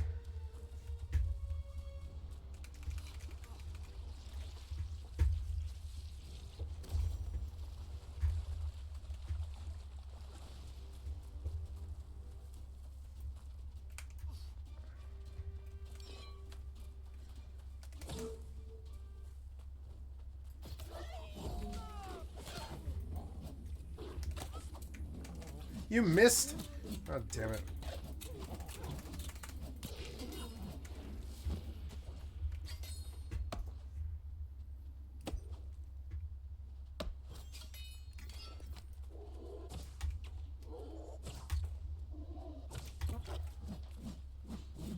Fucking missed.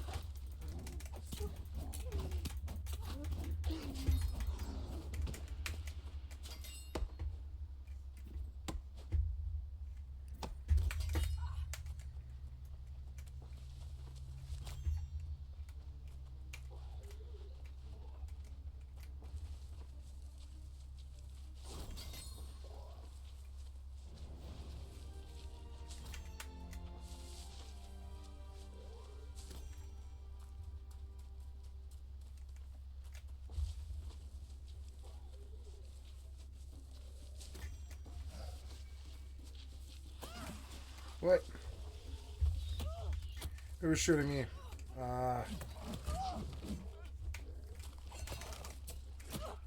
Damn it.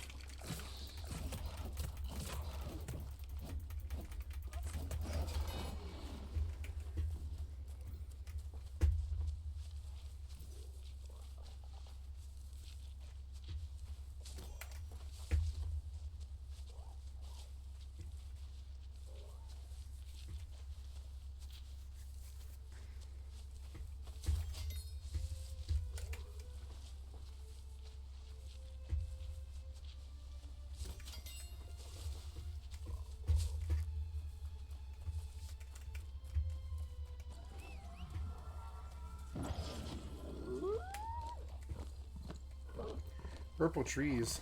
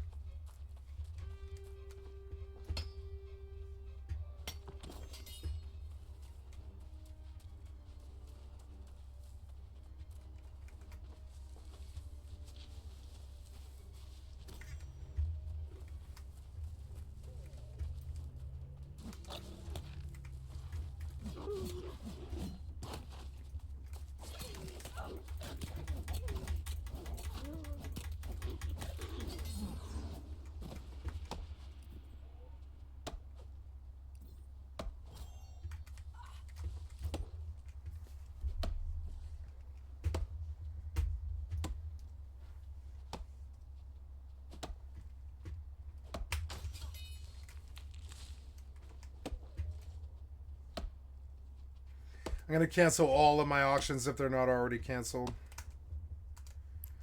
28 million for Hawks, and they're saying like 41. That seems kind of steep to me. I'm going to lower it to 38. Yeah, 38 million will do.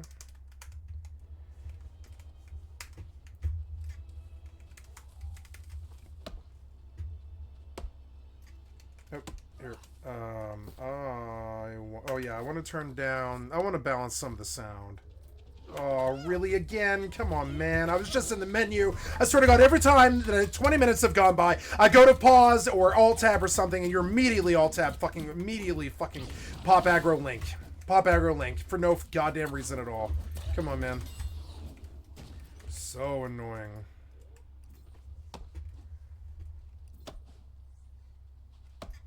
I want to make, I don't want Z to be hide UI. I want it to be Alt Z. No. Z is fine. Oh, I got a hatchet. Oh, I did. I got a hatchet skill up point. Yay.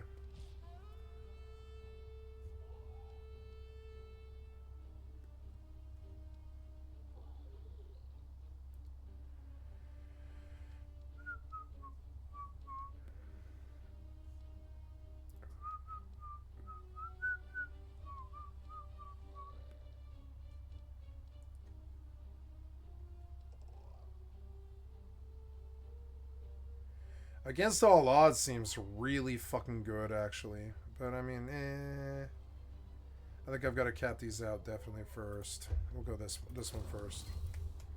Yeah. Okay, now I've got to balance the sound. Right now, this music isn't really turning me on, so I'm going to turn it off. The movie volume should be at fucking 20. UI volume should be at 75. Sound effects should be at 30. Ambient should be off entirely. That fucking noise is so annoying. The vocals should be off entirely. The volume, voiceover volume should be... I mean, vocals volume actually should be 100. That's fine, because the master's low. And we'll bump the master to 30. And the musical instruments volume is good. Voiceover volume, audio quality, boost software sounds. No. Output is headphones. Play audio and background. Yeah. And mute other musical instruments. Yep. Mute combat music. Yeah, mute the combat music. It's annoying as hell. What's that sound? They're acting like frogs are here, but they're not. There's no frogs here. It's just some sound effect that they put by the water. It's annoying. Or I would farm this place. It's like a version of Sound Warfare to me, kind of. Why? Why can't we place this? Why can't we place that?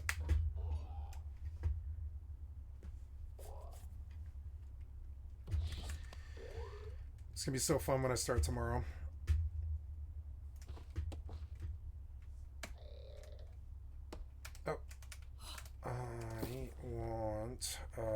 A pink potion, which should go to 7, 8, 9, 10. So let's get out of it, please. 8, 9 or 8, 8, 9. Okay, 8 or 9, and 7 is the one where I picked the set. So okay.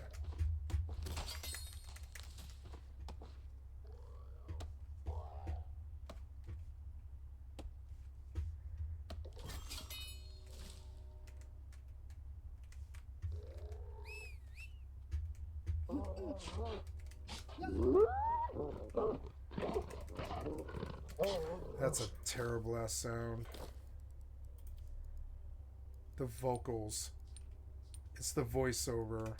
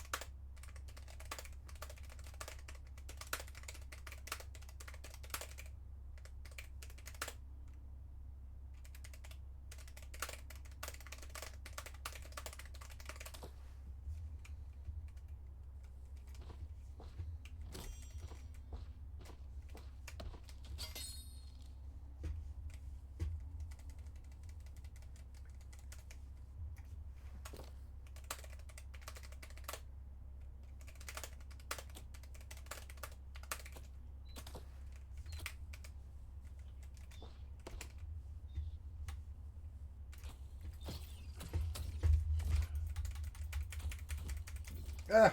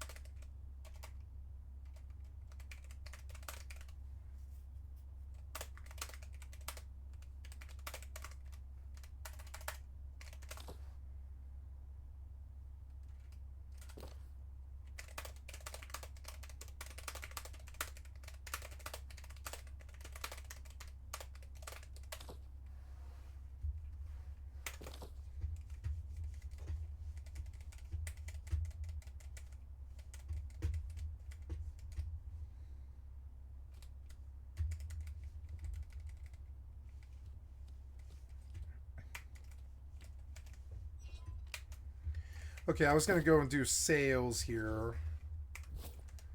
I'm gonna teleport out. Oh, cool. A minute minute I want to do anything, immediately pop aggro and link when I didn't have any for 20 minutes before. Because you suck dick at pop aggro and fucking link design. You do. You suck dick at it. You fucking need to go back to fucking school on that one, piece of shit developers. You constantly aggro a mob the second that I'm warping out or alt-tabbed or something. It's weird. It's a part of your weird pop aggro link and pats and stuff. And it needs to end. It does. It just needs to end. It's not good design. It never has been.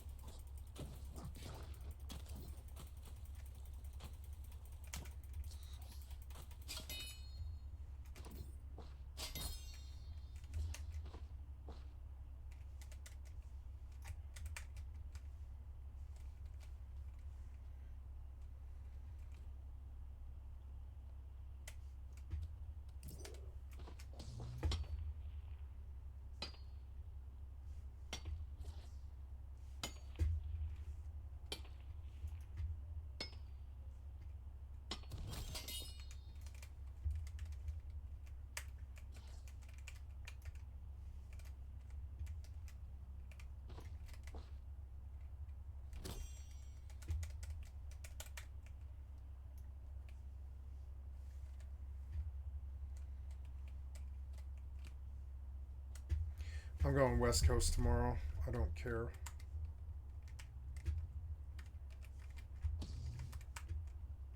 I want the ping. East Coast is a little worse.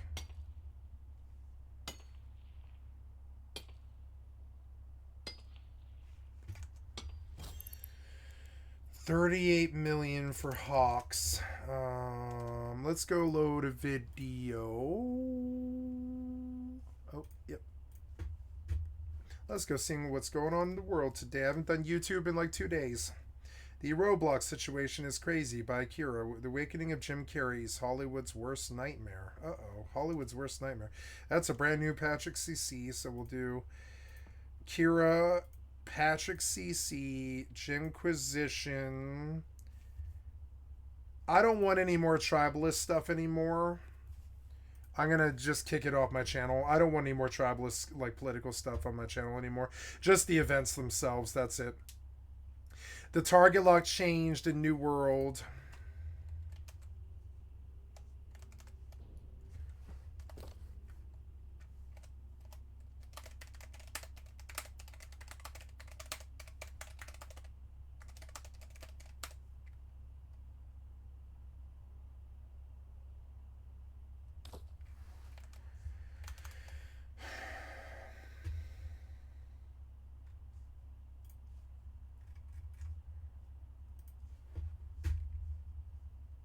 Lying to investors, legit hunting ground for predators looking for children, absolutely wild stuff.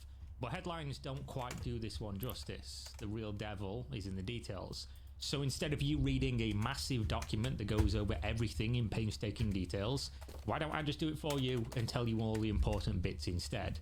So to begin with, we need to set the stage, specifically about who's making this document, their track record, and also why they made it in the first place. The importance of who did something can never be ignored, because information is only ever as good as its source.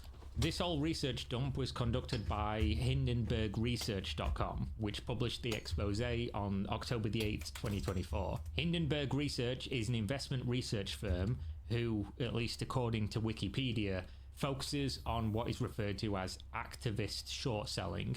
Essentially, they research companies that are publicly traded and then use that research to short the stock if they find things that are worth shorting the stock from, as well as, of course, publishing their findings for any interested third party to find.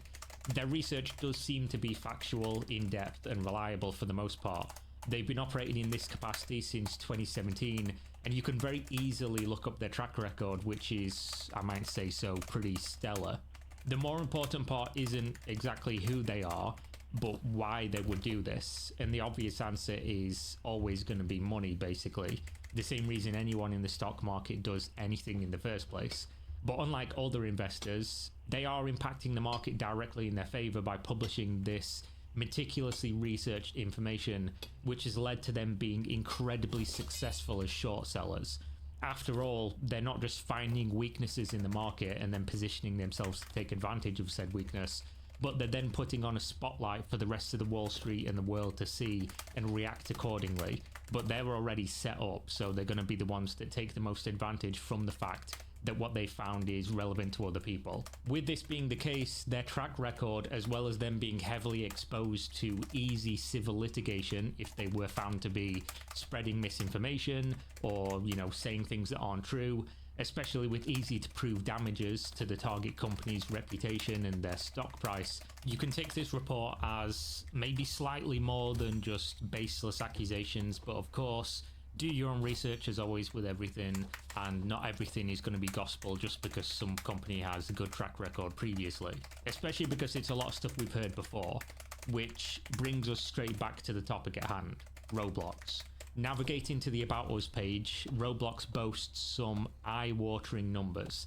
After all, if you're an adult and not a child predator, you're unlikely to know just how massive this company really is. They claim almost 80 million daily active users with 17.4 billion engagement hours, and this has led to them becoming a $27 billion online gaming platform, an absolute whale in the industry.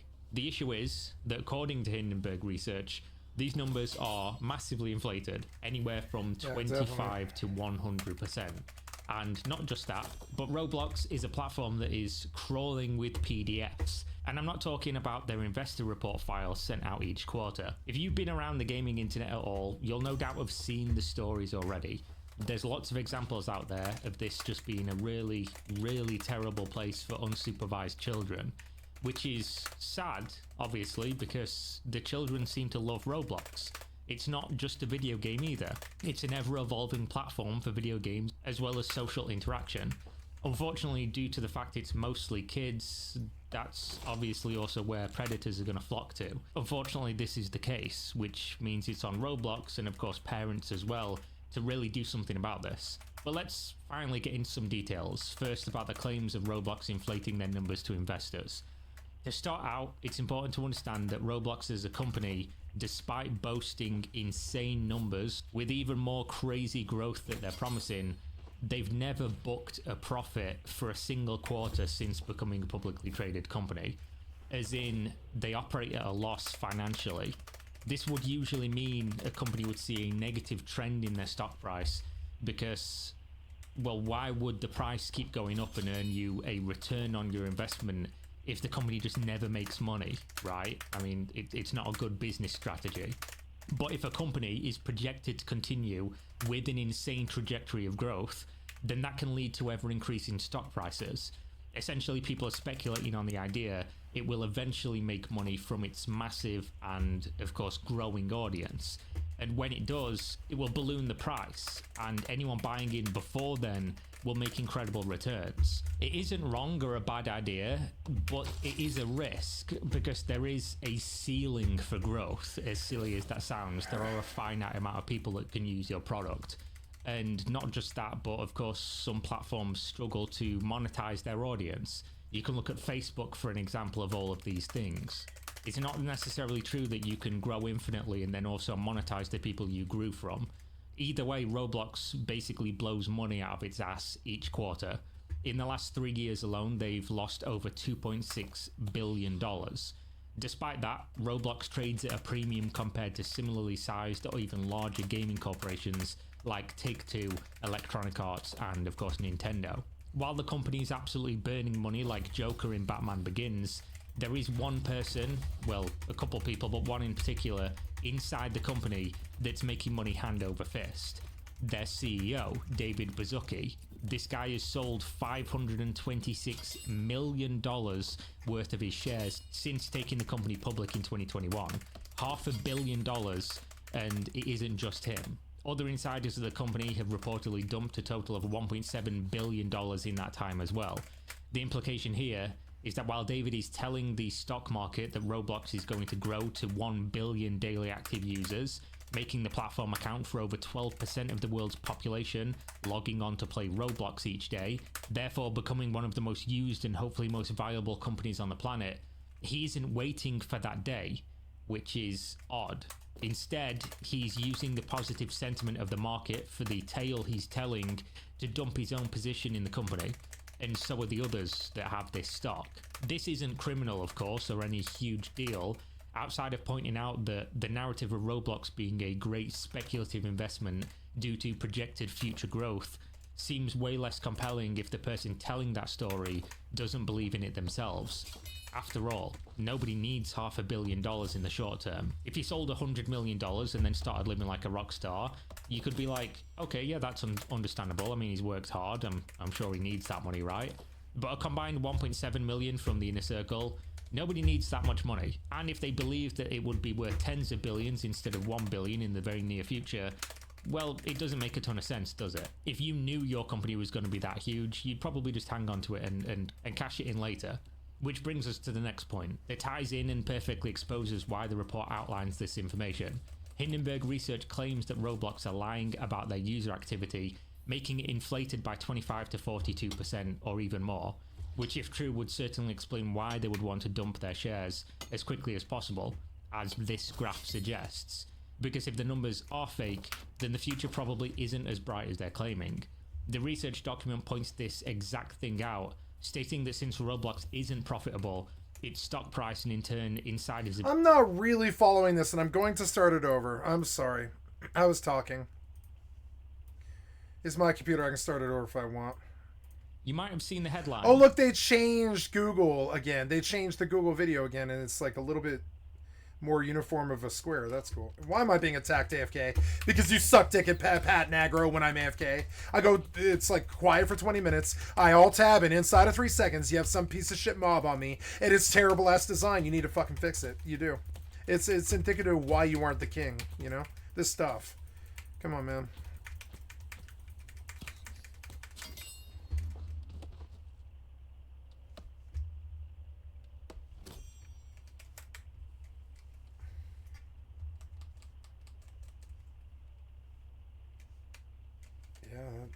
That'll do it.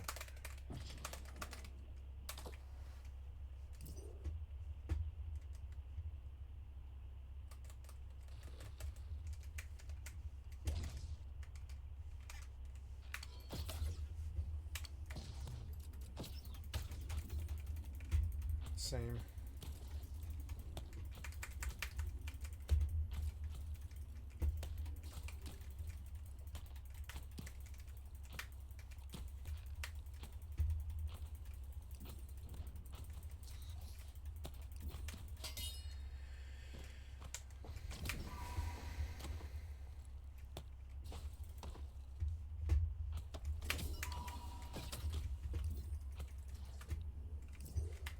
See, it just keeps on going. Just more and more Pat aggro and Link Just keep on pad aggroing and Link over and over and over again. More pad aggro and Link while I stand here. More and more mobs come for no reason. They weren't aggroed or anywhere near me when I went to AFK. Come on, man. Jesus Christ, man. Why do you design like that? Fucking idiots. More pad aggro and Link. Remember, more pad aggro and Link all the time. More pad aggro and Link. There's more pad aggro. Oh, never mind. It was a rabbit.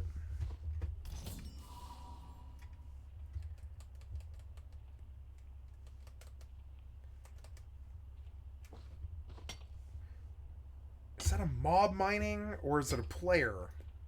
It's a player. No, it's a mob. It's a mob for no, it's a player. It's a player.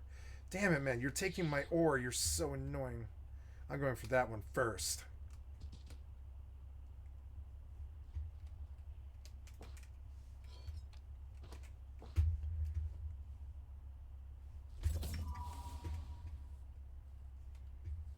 Yeah, fire is kind of...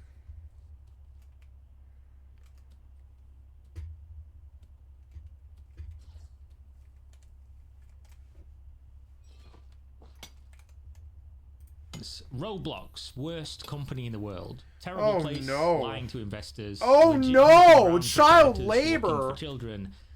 Oh no! Predators and child labor and Diddy parties and stuff. Oh no! Roblox branded pedophile hellscape with games like Escape to Epstein Island and Diddy Party. Oh my god. Fucking garbage internet people. Absolutely wild stuff. But headlines don't quite do this one justice. The real devil is in the details. So instead of you reading a massive document that goes over everything in painstaking details, why don't I just do it for you and tell you all the important bits instead? So to begin with, we need to set the stage, specifically about who's making this document, their track record, and also why they made it in the first place. The importance of who did something can never be ignored because information is only ever as good as its source. This whole research dump was conducted by HindenburgResearch.com, which published the expose on October the 8th, 2024. Hindenburg Research is an investment research firm who, at least according to Wikipedia, focuses on what is referred to as activist short selling. Essentially, they research companies that are publicly traded and then use that research to short the stock if they find things that are worth shorting the stock from, as well as, of course, publishing their findings for any interested third party to find. Their research does seem to be factual, in-depth, and reliable for the most part. They've been operating in this capacity since 2017, and you can very easily look up their track record, which is, I might say so, pretty stellar. The more important part isn't exactly who they are, but why they would do this, and the obvious answer is always going to be money, basically. The same reason anyone in the stock market does anything in the first place. But unlike other investors, they are impacting the market directly in their favor by publishing this meticulously researched information, which has led to them being incredibly successful as short sellers. After all, they're not just finding weaknesses in the market and then positioning themselves to take advantage of said weakness, but they're then putting on a spotlight for the rest of the Wall Street and the world to see and react accordingly. But they're already set up, so they're going to be the ones that take the most advantage from the fact that what they found is relevant to other people. With this being the case, their track record, as well as them being heavily exposed to easy civil litigation if they were found to be spreading misinformation or, saying things that aren't true, especially with easy to prove damages to the target company's reputation and their stock price, you can take this report as maybe slightly more than just baseless accusations, but of course, do your own research as always with everything, and not everything is going to be gospel just because some company has a good track record previously. Especially because it's a lot of stuff we've heard before, which brings us straight back to the topic at hand, Roblox. Navigating to the About Us page, Roblox boasts some eye-watering numbers. After all, if you're an adult and not a child predator, you're unlikely to know just how massive this company really is. They claim almost 80 million daily active users with 17.4 billion engagement hours, and this has led to them becoming a $27 billion online gaming platform, an absolute whale in the industry. The issue is that according to Hindenburg Research, These numbers are massively inflated, anywhere from 25 to 100%. And not just that, but Roblox is a platform that is crawling with PDFs. And I'm not talking about their investor report files sent out each quarter. If you've been around the gaming internet at all, you'll no doubt have seen the stories already. There's lots of examples out there of this just being a really, really terrible place for unsupervised children, which is sad, obviously, because the children seem to love Roblox. It's not just a video game either. It's an ever-evolving platform for video games as well as social interaction. Unfortunately, due to the fact it's mostly kids, that's obviously also where predators are going to flock to. Unfortunately, this is the case, which means it's on Roblox and of course parents as well to really do something about this. But let's finally get into some details. First, about the claims of Roblox inflating their numbers to investors. To start out, it's important to understand that Roblox as a company, despite boasting insane numbers with even more crazy growth that they're promising, they've never booked a profit for a single quarter since becoming a publicly traded company. As in, Roblox has never made a profit. This would usually mean a company would see a negative trend in their stock price because, well, why would the price they never made a profit? You a return on your investment if the company just never makes money, right? I mean, it's not a good business strategy. But if a company is projected to continue... Watching this video that's saying that Roblox has never actually made a profit ever.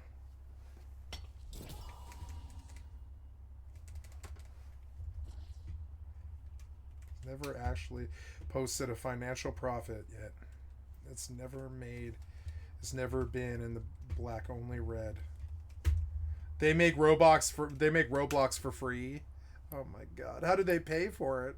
With an insane trajectory of growth, then that can lead to ever increasing stock prices. How do they pay for it? Essentially, people are speculating on the idea it will eventually make money from its massive... It'll eventually make money. Of course, growing audience.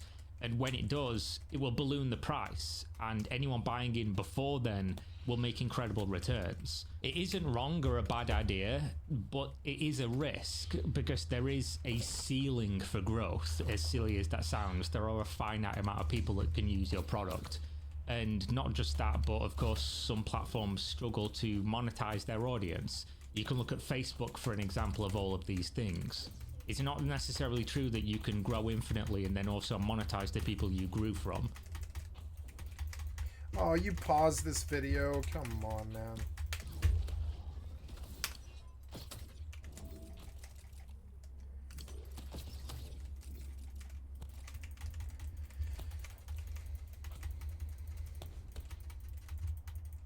God damn it. Just go back to tab. You're fucking with me so bad. Worthless piece of shit, incompetent ass Google. Can't even get picture right.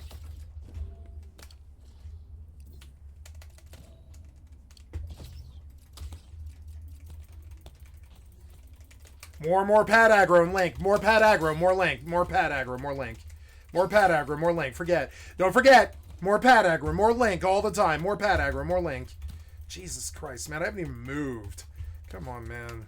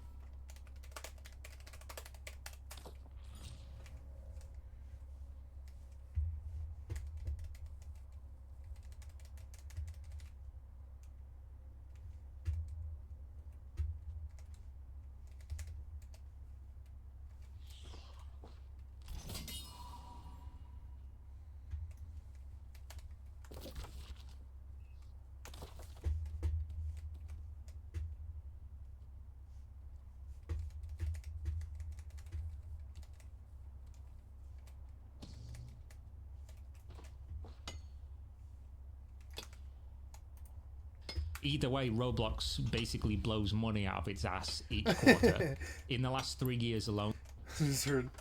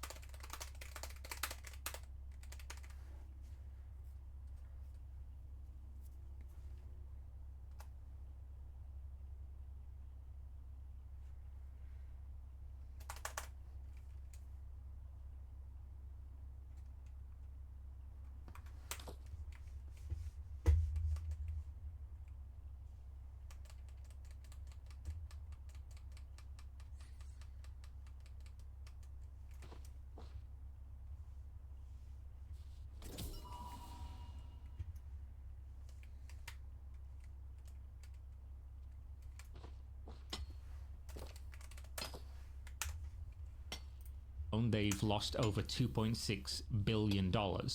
Despite that, Roblox trades at a premium compared to similarly sized or even larger gaming corporations like Take-Two, Electronic Arts, and of course Nintendo.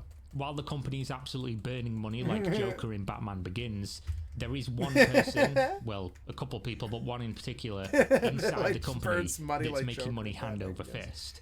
Their CEO, David Joker wasn't in Baszucki. Batman Begins. This guy has sold $526 million Batman, worth Arkham of his Knight. shares since taking the company public in 2021. $500 million, and it isn't just him. Other insiders of the company have reportedly dumped a total of $1.7 billion in that time as well. God. The implication here is that while David is telling the stock market that Roblox is going to grow to 1 billion daily active users, making the platform account for over 12% of the world's population, logging on to play Roblox each day, therefore becoming one of the most used and hopefully most viable companies on the planet, he isn't waiting for that day, which is odd. Instead, he's using the positive sentiment of the market for the tale he's telling to dump his own position in the company, and so are the others that have this stock. This isn't criminal, of course, or any huge deal, outside of pointing out that the narrative of Roblox being a great speculative investment due to projected future growth seems way less compelling if the person telling that story doesn't believe in it themselves. After all, nobody needs $500 million in the short term. If he sold $100 million and then started living like a rock star, you could be like, okay, yeah, that's understandable. I mean, he's worked hard. I'm sure he needs that money, right? But a combined 1.7 million from the inner circle, nobody needs that much money. And if they believe that it would be worth tens of billions instead of 1 billion in the very near future, well, it doesn't make a ton of sense, does it? If you knew your company was going to be that huge, you'd probably just hang on to it and cash it in later. Which brings us to the next point. It ties in and perfectly exposes why the report outlines this information. Hindenburg Research claims that Roblox are lying about their user activity, making it inflated by 25 to 42% or even more, which if true would certainly explain why they would want to dump their shares as quickly as possible, as this graph suggests. Because if the numbers are fake, then the future probably isn't as bright as they're claiming. The research document points this exact thing out, stating that since Roblox isn't profitable, its stock price and in turn Insider's ability to sell hundreds of millions of dollars worth of stock is completely reliant on the key metrics it presents to Wall Street on a quarterly basis. And these are key metrics that they're then saying are fake or inflated. But how did they come to this conclusion? You know, what data are they using to prove this? Social media, technical analysis, interviews with insiders, and that of course means former and current employees, as well as Roblox's own company disclosures. We'll get to the examples in a second. What Roblox has basically been telling investors is to ignore financials, which sounds crazy. Financials is the usual indicator investors look at almost exclusively to decide on what to invest in. In Roblox's case, they're banking on what a startup would usually sell. And here's the example of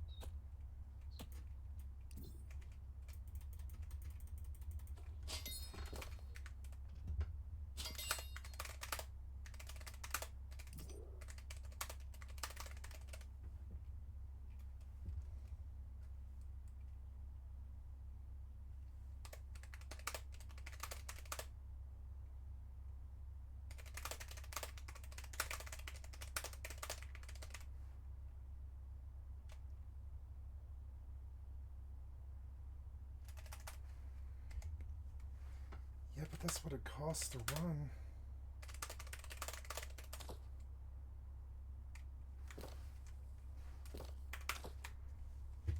That might cost that much.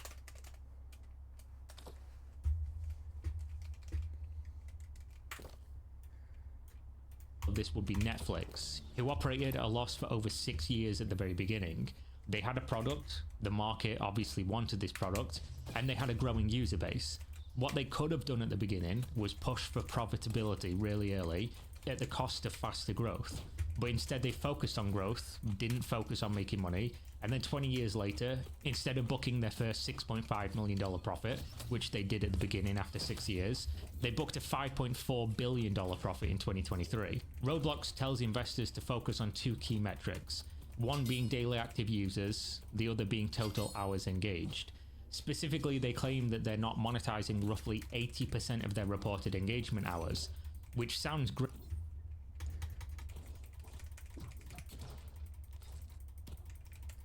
That's what it costs to run the company, I'm fairly sure.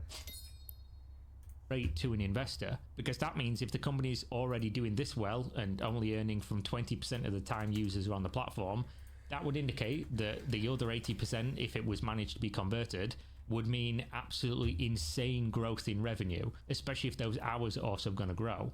So Roblox's growth in these areas is exactly why Roblox stock has maintained value, especially when we compare Roblox's valuation to other companies who actually sell products, make money, and book profit each quarter. Roblox stock is down from initial listing, as well as during the boom in COVID lockdowns, where pretty much every gaming company and tech stock saw a huge increase anyway. But what Hindenburg is suggesting is that even at current price, it is massively, massively overvalued. Roblox is projected to grow from a 68.4 million daily active users in 2023 to 94 million users in 2025. And to remind you, they plan to hit 1 billion users one day. So let's look at how the meatball's made and why these numbers are being called inflated. And if you followed the financial side of gaming for a while, you'll have already spotted where the issue is going to be here, because you'll recognize these letters. DAU, daily active users. This is a made-up metric that companies use interchangeably with the word people, because we all know what people means. Instead, they use DAUs. The issue is, if you log into a game today with 10 accounts, you're a single person, but that company is almost certainly going to use that single person and 10 accounts to report that you are 10 DAUs. If they use the word people, they could feign ignorance if it ever came to light, say that they don't know who's a bot and who isn't, who's a second account and who isn't, which is exactly what Roblox told the SEC. They told them they cannot differentiate between alt accounts, which multiple former employees told Hindenburg was a flat-out lie. And realistically, one person with 10 accounts is not the same as 10 people. It's not the same spending habits, it's not the same anything, which again is why they use DAUs. If you were unaware of the fact people use alts or bots, you would have no idea that this number is going to be considerably higher than if they were reporting on real people only. The issue, again, as Hindenburg research points out, is that Roblox seems to interchangeably use the term people when referring to DAUs, which they're not supposed to be doing. Even in their registration document to take the company public in 2020, they state, and I'll quote, "An average of 36.2 million people from around the world come to Roblox every day to connect with friends," which they then show is the exact same number that they report as DAUs in the same registration statement. This means you can very easily make the case they are purposefully inflating their numbers to investors by saying that, you know, this amount of people come, and then you look and it's their DAUs that they're using, which we all know now are not people. Not all of them, at least. And this is exactly why Hindenburg researchers decided to short the stock. They give another few examples of Roblox doing exactly this same thing, such as the Q1 2022 financial report from Roblox's chief product officer, which coincidentally is the exact number they report as DAUs as well, and again in 2024. What's funny about this is that Roblox itself defined DAUs in their 10K form prior to listing, meaning not only are they aware of the fact that DAUs are not the same and interchangeable with people, but they put it in writing, legally. Quote, "DAUs are not a measure of unique individuals accessing Roblox." That's what they wrote. But then their CEO and team are repeatedly writing people when referring to DAUs. They also wrote that the DAU metrics are, quote, susceptible to algorithm or other technical errors, and that the metrics have, quote, not been validated by an independent third party. Basically, trust me, bro. And if that wasn't bad enough, Roblox claims that there are 6.5 billion registered Roblox accounts, which is entirely possible, but also just simultaneously points out that their DAUs are inflated by multi-user accounts, because 6.5 billion accounts is almost the entire Earth's population. And as an adult, I don't know a single adult who has a Roblox account. If I did, I'd probably report them to the police at this stage, to be honest. Which is half a joke, and we'll get into why I said that very soon. In terms of numbers though, according to the report and quoting a former Roblox employee, every time we see a user sign up, there's a 60% chance that this sign up is from an alt account. They then show some Reddit screenshots of people talking about how many alts they have, as well as reasons why somebody would even use an alt account in Roblox in the first place. They also claim that Roblox has two different sets of books, one for internal use and decisions, and another for the public reporting of data to investors, which, if true, sounds absolutely insane. I don't know if this is legal. This sounds like something crazy. When you hear the term different books, you think of like accountancy fraud or something. I don't know if that's the case, but either way, that sounds crazy. But using the information of knowing that exists, Hindenburg claims a data scientist then estimated numbers reported from anywhere between 25 to 43% lower than what they were reporting if they were to remove alts from DAUs and just to use the term people instead. The issue is that DAUs don't just include alts, they also include bots, which is a very common issue in games just across the board, really. Specifically, there's an issue with people using bots to try and scam kids, according to quotes provided by insiders at Roblox again. Not just that, but one of the most popular games on Roblox is basically just being bot farmed from Southeast Asia, again according to this research paper. The data that they show is a large chunk of the users for the game being from Vietnam and the Philippines, which is accompanied by images of bot farms that run the game on dozens or even hundreds of times at the same time, which if true is pretty crazy but pretty common in games as well. But if they are quoting these numbers to investors, that's probably an issue. The next section of the report talks about inflated usage hours of the users, for which they provide a massive amount of data to support that claim. They apparently had 113.2 gigabytes of information for data analysts to go over, and that was from monitoring 10 days of games on the Roblox platform. What they found was that the average user's time in games was around 22 minutes, which is a massive difference from what Roblox officially claims to investors, which is 2.4 hours. Using the data that Hindenburg research found, they saw that 0.64% of users accounted for 26% of the total hours engaged, meaning that the data is being massively skewed by bot accounts that run 24 hours a day, sometimes for multiple days at a time. Not only that, but Roblox has an ecosystem that basically promotes AFKing and botting. If you've got no idea, Roblox games are basically made by its player base, and they are incentivized to do so.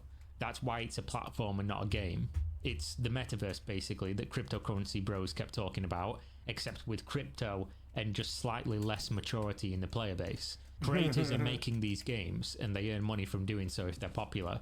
One of the key metrics that they are paid by is engagement hours, meaning that if you as a creator make games people sit AFK on, you're incentivized to do so.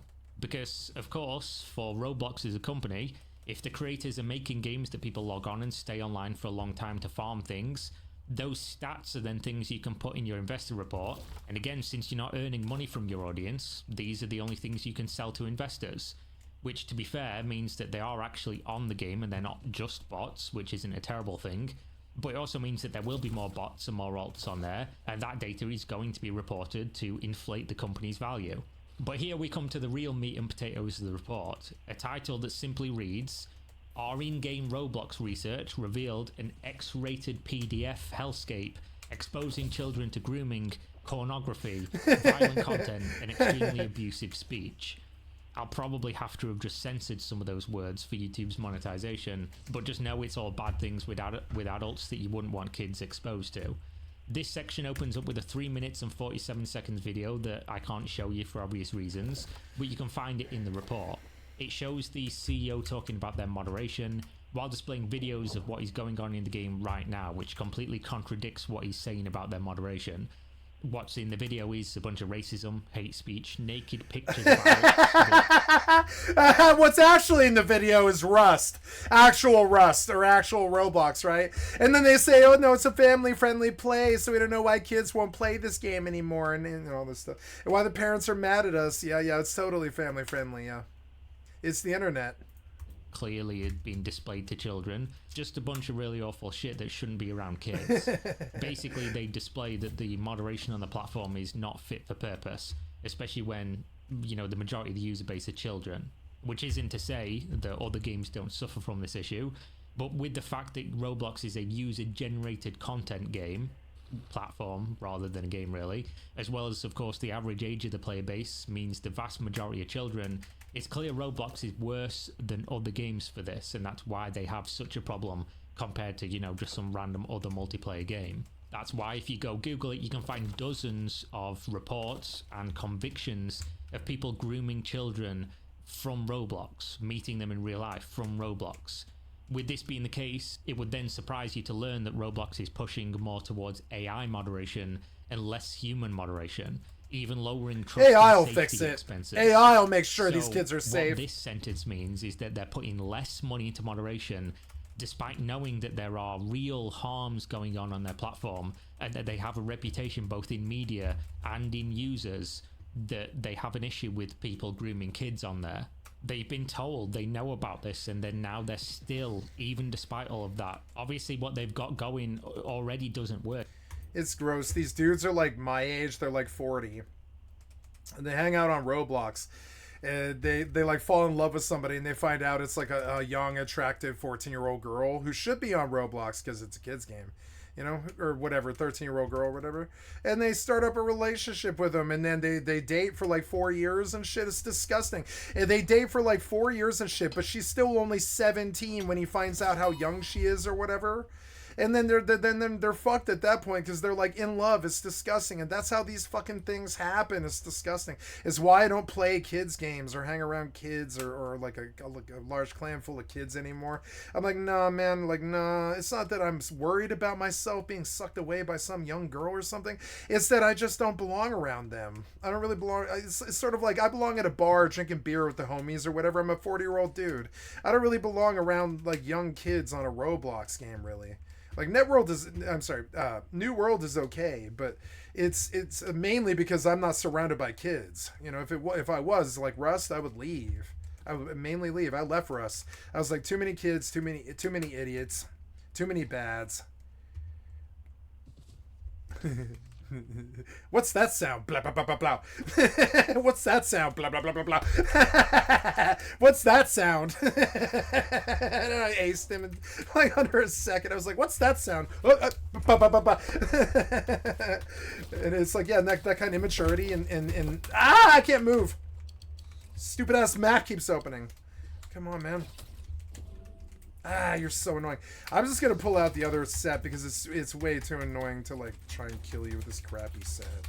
It takes so long.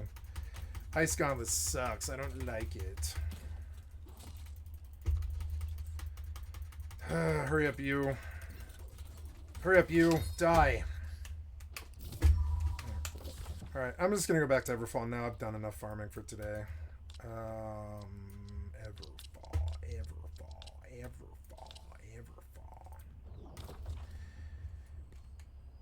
Like my last clan, there was like a 20-year-old girl, a 15-year-old boy, another 15-year-old boy. There was like 3 other 15-year-old kids. There was like a 27-year-old, a 34-year-old. Me, I was like low 40s, like 40. I was like 40 when I met them, something like 39, something like that. That's cool. It was a mix of all ages and stuff. But it like honestly, it's not something that in Roblox is full of that. It's like full of it. It's weird. I've been to Roblox. I've seen it. You know. Look, if you're then going to lower money to it, then, you know, how is this going to work out? How is that going to make things better? This makes it seem like it's not a priority. The report then goes on to feature a handful of independent reports from other publications like Rolling Stones, the Daily Mail, Fast Company, the National Center of Sexual Exploitation, and Bloomberg, which all uniformly cite issues of this nature with Roblox specifically. It's hard to go anywhere on the internet and not find stories about how bad Roblox is, meaning it's a broadly known issue, making the response from the company lowering the costs to be utterly gross and frankly disgusting. The report then shows a bunch of sex offender related crimes against children that are directly tied to Roblox, as well as reports about communities engaging in underage erotic roleplay in exchange for Robux, which is the currency of Roblox. And that brings us to a quote from Roblox that states, quote, "We conduct a safety review of every single image, video, and audio file uploaded to Roblox using a combination of human and machine detection, as well as that their 3D content moderation without human review is, quote, the best in the world," which sounds amazing, but according to the report and screenshots in the report, which they claim were taken during their own research playing the game, show pictures of a man's penis just on display in the middle of a game within minutes of joining. And this was in a game that was called School Simulator, which accepts accounts of all ages and has had 28.9 million visits since it was created. Not just this, but as they went into the classroom of that school simulator, the blackboard also had graphic and racist language on it, while all the kids are just sitting around, as well as another game called Therapy, which has 63.5 million visits. Now, this would be bad enough already. I don't know why you'd allow this in your game if you claim you're moderating everything and you know it's going on, because you've said you do.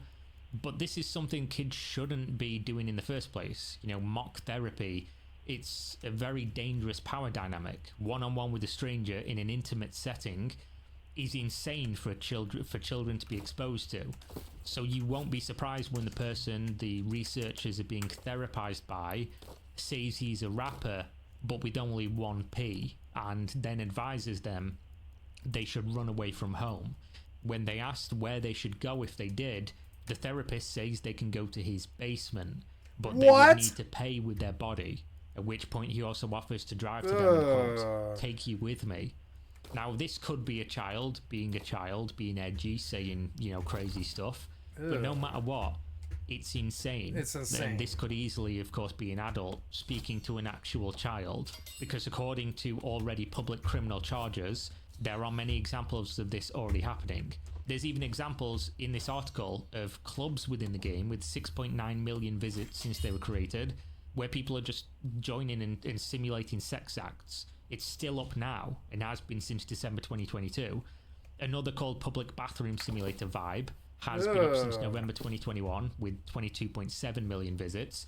And I can't even show you screenshots of what people are doing there. And these are kids, let me remind you. The majority of players in this game are children, and these things are there, and the company is saying we moderate it all and nothing goes live without us knowing. The article even shows dozens of games with keywords exactly like good, this, all of my sell orders are gone. For people Yay. to find. So it's incredibly worrying that they're going to say that they know and nothing gets on there without their knowledge, and then this is just ongoing for months with millions of visitors for these things. Makes you ask the question, if they are reviewing everything, why is this happening still? At best, they're lying about reviewing everything, and at worst, they're just letting children be exploited. It's an either-or situation. You got to take your pick.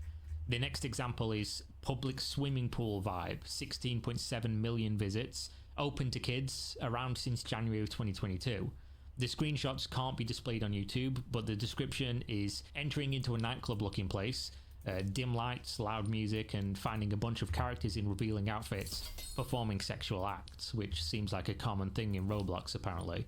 I can't even go over the next section, but it is videos of simulated or forced sexual assault on Roblox, which was posted publicly to Twitter, which makes you question how was all of this going on if they have a robust moderation team. Well, the report goes on to say, according to insiders, much of the Roblox moderation has been outsourced to Asian call centers, with people being paid $12 per day to review child grooming and bullying. So Roblox's entire customer base are children. Their business is a child-friendly platform. They're worth tens of billions of dollars, and their answer to countless accusations of improper behavior and moderation is to outsource to call centers in Asia, paying $12 a day. The moderators interviewed gave examples of texts that they saw which I won't repeat because I don't want to relive it. You don't want to hear it, but you can go check it. As well as claims that over 20% of their moderation requests were related to grooming of children. And for that reason, the moderators said they wouldn't even allow any kids that they knew to play Roblox despite working for the company themselves. And that's basically it. I skipped over a few bits and pieces, as well as examples, more, and there's a ton of them, examples of child exploitation behavior going on, because I'm sure you get the point by now. If this report is accurate, and again, these are all allegations made in here, and again, I do think it's very trustworthy, but it is important to note, if it's accurate, which we have seen many cases of this online, we've seen many convictions, we've seen other companies inflate DAUs with people and things like that, and the quotes seem to speak for themselves. This makes Roblox look really bad, and it's understandable why they would have shorted them at this point. Obviously, it does bear mentioning and repeating that the company making the report is doing this whole thing for one specific reason, to make money. But it's not mutually exclusive that you can't make money and do good, and exposing a company like this is great in my opinion. Even if the motive isn't directly altruistic, you can get both.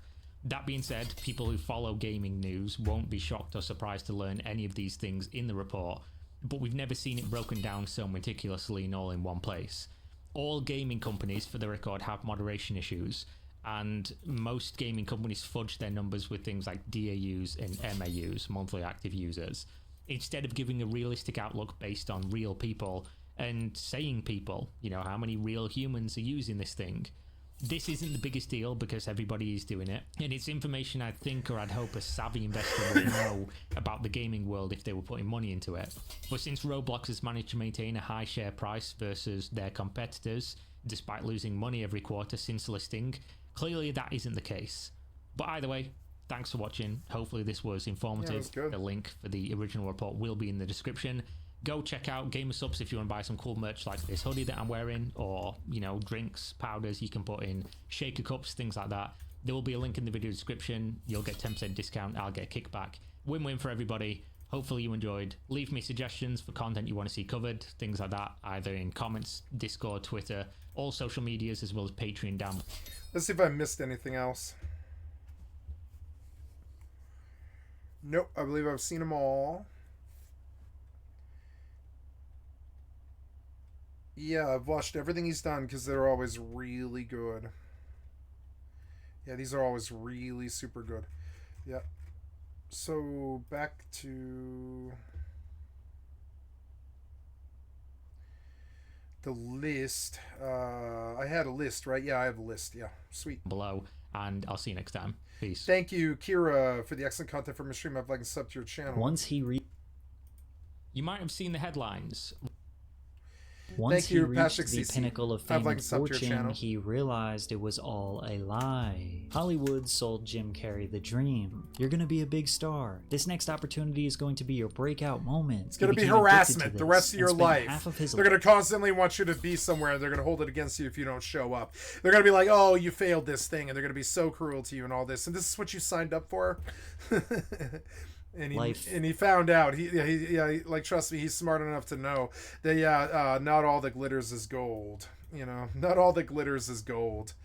Not all that glitters is gold, my friends. Not all that glitters is gold.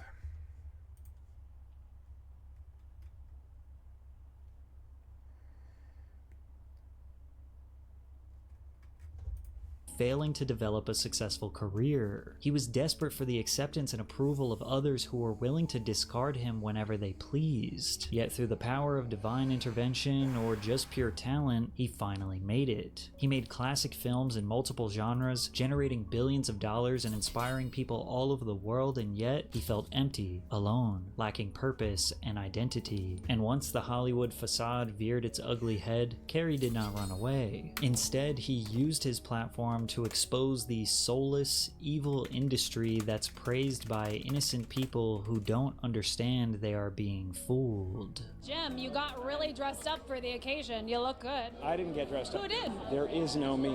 There's no you. No. We're not here. This is a dream. It's just things happening. And there are clusters of tetrahedrons moving around together. Okay. Yeah. So what's happening in our world right now? It's not our world. None That's of this is key. real? Nope. So you're just passing We don't through. matter. We don't matter. The first time Jim Carrey experienced failure was when he was 15 at the Toronto comedy club Yuck Yucks. I stood up there and I did this horrible, corny act. Halfway through it, they started playing the soundtrack of Jesus Christ Superstar, saying, "Crucify him, crucify him, crucify him." Mark got on the microphone backstage and went, "Totally boring. What? Totally boring. I was 15. Wait, I got what? no leeway." Wait, I want to hear it again. And there are clusters of tetrahedrons moving around together. Okay. Why do you sound like somebody's on acid? I want to hear I want to hear this again. Instead, he used his platform to expose the soulless, evil industry that's praised by innocent people who don't understand they are being fooled. Jim, you got really dressed up for the occasion. You look good. I didn't get dressed up. Who did? There is no me. There is There's no me. you. No. We're not here. This is a dream. It's just things It's happening. just things happening. And there are clusters of tetrahedrons moving around together. Okay. Clusters of So what's tetrahedrons. happening in our world right now? It's not our world. None That's of this the is key. real? Nope. So you're just passing We don't through. matter. We don't matter. The first time Jim Carrey experienced failure was when he was 15 at the Toronto comedy club Yuck Yucks. I stood up there Yuck and I did Yucks. this horrible, corny act. Halfway through it, they started playing the soundtrack of Jesus Christ Superstar, saying, "Crucify him, crucify him, crucify him." Mark got on the microphone backstage and went, "Totally boring. Totally boring. I was 15. I got no leeway for that at all." His first time on stage was so traumatic, it's surprising Carrey didn't quit comedy altogether. The only reason he took a 2-year break was because his family was so poor they could not afford to invest in his dream. The family of 4 lived in a Volkswagen van near Burlington, Canada. Jim and his brother John also spent months living in a tent in the Charles Daly Park on Lake Ontario. But Jim soon overcame his fears and returned back to the stage in 1979. The 17-year-old quickly transitioned from Ever been in the lower class? I have. I lived in a tent for many years too. In a burnt out restaurant and open mics to regular paid shows. In addition to growing in popularity, Carrey attempted to break into the industry by auditioning to be a cast member for the 1980-1981 season of NBC's Saturday Night Live. Unfortunately, SNL's executive producer selected Charles Rocket over Carrey. Facing failure once again, Carrey continued performing stand-up across Toronto and the surrounding towns. The reason why some people rejected Jim's comedy early on was because, well, there wasn't really much comedy in it. He was merely an impressionist. He could mimic and resemble famous people or characters. His act didn't have transition jokes or 95. stories, just impression after impression. Could you imagine the Fonz hosting a cooking show? Hey, right. You take your pot and you put it on the stove like this. First you fill it with... And this is how I responded to Jim Carrey most of my life. But I love Jim Carrey, but only his serious stuff. As a dramatic actor, I thought he was amazing. As a comedian, I really liked him when I was a kid. But past the age of like 16 or something like that, I was like, no, this is humor for 11 to 16-year-olds. They're like spewing one-liners all the time. And I thought of it as lowbrow. I'm sure he did too. Now, then he gave me my favorite movie. I mean, it is pretty much my favorite movie. It's close to it. It is. It's like my favorite movie. Eternal Sunshine of the Spotless Mind. Like this. All right. So and so I treasure him for his dramatic roles, which is like, and this is almost the Pagliacci story. He goes to his therapist with that problem and he's like, the people really, really love me for my non-comedy stuff. I'm a comedian who's famous for my non-comedy stuff. And the fucking psychiatrist laughs because it is funny. But I mean, this is the stuff that he tripped on when he did that one about Andy Kaufman, Man on the Moon, was really fucking fucking good. Man on the Moon was really fucking good, and the making of it was even crazier. There's a Netflix thing that Jim Carrey did that's super good about the making of Man on the Moon, where he basically channeled the dead soul of Andy Kaufman, and he was trying to be this thing that he wasn't, which was like random, but Jim Carrey is funny random when it comes to Jim Carrey, but it's not when he's playing someone else. And so he struggled with it like existentially, and he ended up losing his own personality in there somewhere, and he kind of went crazy. He sort of went Andy Kaufman there for a bit, and they were like kicking him off the set because he was like too violent and shit like this and too drunk. And but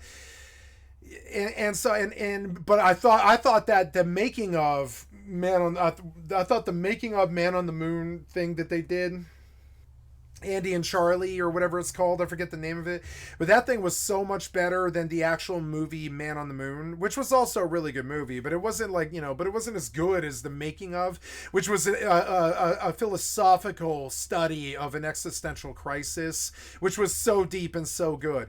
I've always really loved Jim Carrey's more serious side, where he can inspire a smile, but he doesn't inspire a laugh because he's not doing slapstick or something like that. I've always liked Jim Carrey more for his serious side, which is so annoying because I'm a rando comedy guy who used to really worship his, like when he squeezes out of the butt cheeks of the fucking rhino in Ace Ventura 2, and the rhino is like not pregnant, but it's like a dude in a rhino suit, and it's like shitty, and he's so sweaty that it looks like placenta and nasty shit when he's squirting out the butt of the rhino. And that was so fucking randomly funny. Or like when he rolls the fucking shitty Jeep across the whole fucking landscape. He's just constantly rolling that Jeep across the landscape. I thought that was so fucking random and fucking awesome. And I think I love him for his random side. I do.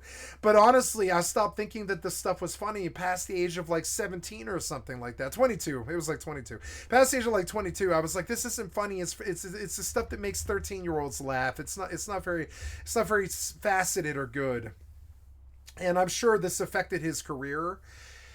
And we kind of turned our back on him because we were like, yeah, you grew up being a slapstick comedy guy. We love you for Dumb and Dumber, but your best work was Eternal Sunshine. You follow me so fast. And so when he tried to do this, it was hackneyed, and I kind of disliked it a bit. I sort of disliked it. I was like, yeah, I don't think this is the best side of Jim Carrey. But when you saw him just smiling and being a normal guy, or like the Truman Show, stuff like that, like you could see that he was a really genuinely funny guy. But I liked his more serious side much, much more. I thought he was a much better, like almost Clint Eastwood actor. Not a Clint Eastwood actor, but like a drama person, like almost a who would be a good comparison on the female side would be that girl who always does all of the art house films, it would be like Christina Ricci, or her counterpart is she was on American Horror Story a bunch. I can't think, Chloe Sevigny, right? He is much better as a Chloe Sevigny art house guy doing stuff like Eternal Sunshine and doing intellectual art house work than he ever was, and he's wasted on slapstick. But as far as slapstick goes, he was the best. So you can just say he was one of the best. I would say right now he probably is actually our in terms of range, he is probably our best living actor because he can do all of it. He can do comedy, he can do tragedy, he can do drama, he can do action. He's got the body for action. He's got it all. So I would say he is like technically by default our greatest living actor, but I'm sure he is a nightmare to work with. Luckily for Jim, there was someone very powerful. Just like me, I am sure. I shout out to my friend Aquinas. I saw an old message from my friend Aquinas from like 2 years ago, and I kicked him out of the stream because I was just in the banning mood, and I was like banning like 60, 70 people, and I was like, I just want to ban anybody who looks normal at all, because I'm like, I don't need any repeat business on this stream. It's building a history, and I wanted to make a point that I didn't need my people. Like, it's just not, it's not like that, and I wanted them to understand, and they all came back, and they were like, why did you ban me for no reason? And I was like, well, I'm sorry, it's a mistake. But it's not, because it's this weird thing where like I constantly challenging this a bit, I'm constantly fighting this thing in myself where I don't want to feel in debt to anybody because I don't like the human race. This causes terrible problems to even be in my following, much less my friend, my inner circle, or the people that I do my work with, or I would never work with anybody musically ever again. Like, you know, and this causes terrible problems. Like, I am like my own person now. And there was a time when I would have committed to a band and been the lead singer of a band, but I don't even want that anymore. I want a solo career. I want to do my own stuff. I don't ever want somebody else's personality or work bleeding into anything that I do. Except for, like, of course, like these YouTube videos and stuff. I think because it's good, it's a good way to entertain kids is YouTube videos. That's one of the reasons why I do it. And like, you put it on, and honestly, MMORPG work is very dry and very slow. You can see that I had a vision when I started this, and I didn't know if it was going to suffice. Like, back then, I knew that you can make like a picture-in-picture like this, but I didn't know if they were ever going to make it better, because it currently is almost too hard to be a gamer and use it. It's like too hard to be a gamer and use this, because if you're doing any knee-jerk Twitch stuff. So honestly, one of the reasons why I'm such a slower gamer than I even used to be when I first started in my first year is not because A, I'm getting older, but B, and slower, not fatter, but I'm getting skinnier, but I'm definitely getting older and slower. And so and along that comes like videos and stuff that does, where I don't even want to make any knee-jerk movement, because it might move the video around and break the whole immersion of the fucking vibe. You can tell that like, I'm just a different person. I don't want to be a part of anybody else's group. And I'm sure Jim Carrey went through this too, where he was like, no, I'm the only one left in Hollywood with any range, and I could do anything, but they can't make me good. They can't write me good scripts or anything like this. And all the good writers like Charlie are gone, and they're all dead from self-suicide or drink. It is fucking stupid, and he knows it like I know it. Like, that's how I felt about the music scene when I joined. When I became a lead singer at the age of 16, we hadn't lost Elliott Smith yet, but we were headed towards it. And we had lost Kurt Cobain, and we had lost Bradley Nowell, and we had lost and all the other ones that I knew were terrible junkies that were headed on their way out. I suspected that Trent Reznor was always on his way, but he never went. And I always suspected that Marilyn Manson was always on his way, but he never went. And I always suspected that Stone Temple Pilots went. I thought that Billy Corgan might go. I knew that Billy Corgan liked methamphetamine just as much as I did. I always thought that Billy Corgan might go one day, but no, he ended up being happy. Watching Billy Corgan do an interview was a very influential thing for me, because I thought he was super down. He was like super down to be this crazy rock star and be nuts across so many different things, like industrial and rock and Hollywood and movies and television and music videos and stuff. He was an icon. He was a cultural icon. And I thought we might lose him, because I knew that he was just as crazy and gonzo as any of the rest of them. But I mean, there was a phase for him. Eventually, he kind of embraced the more grounded things in his life, which was an influence on me. Like, he likes baseball. He's a Chicago, as I recall, he's a Chicago. What is that? The Cubs, I think. Yeah, he's a Chicago Cubs fan, and he has like box seats at the Chicago Stadium because he lives in Chicago and stuff. And he goes there every year for almost every game, is what I heard. At least he did so for like 15 years. He's getting older now, so it's probably harder for him to do.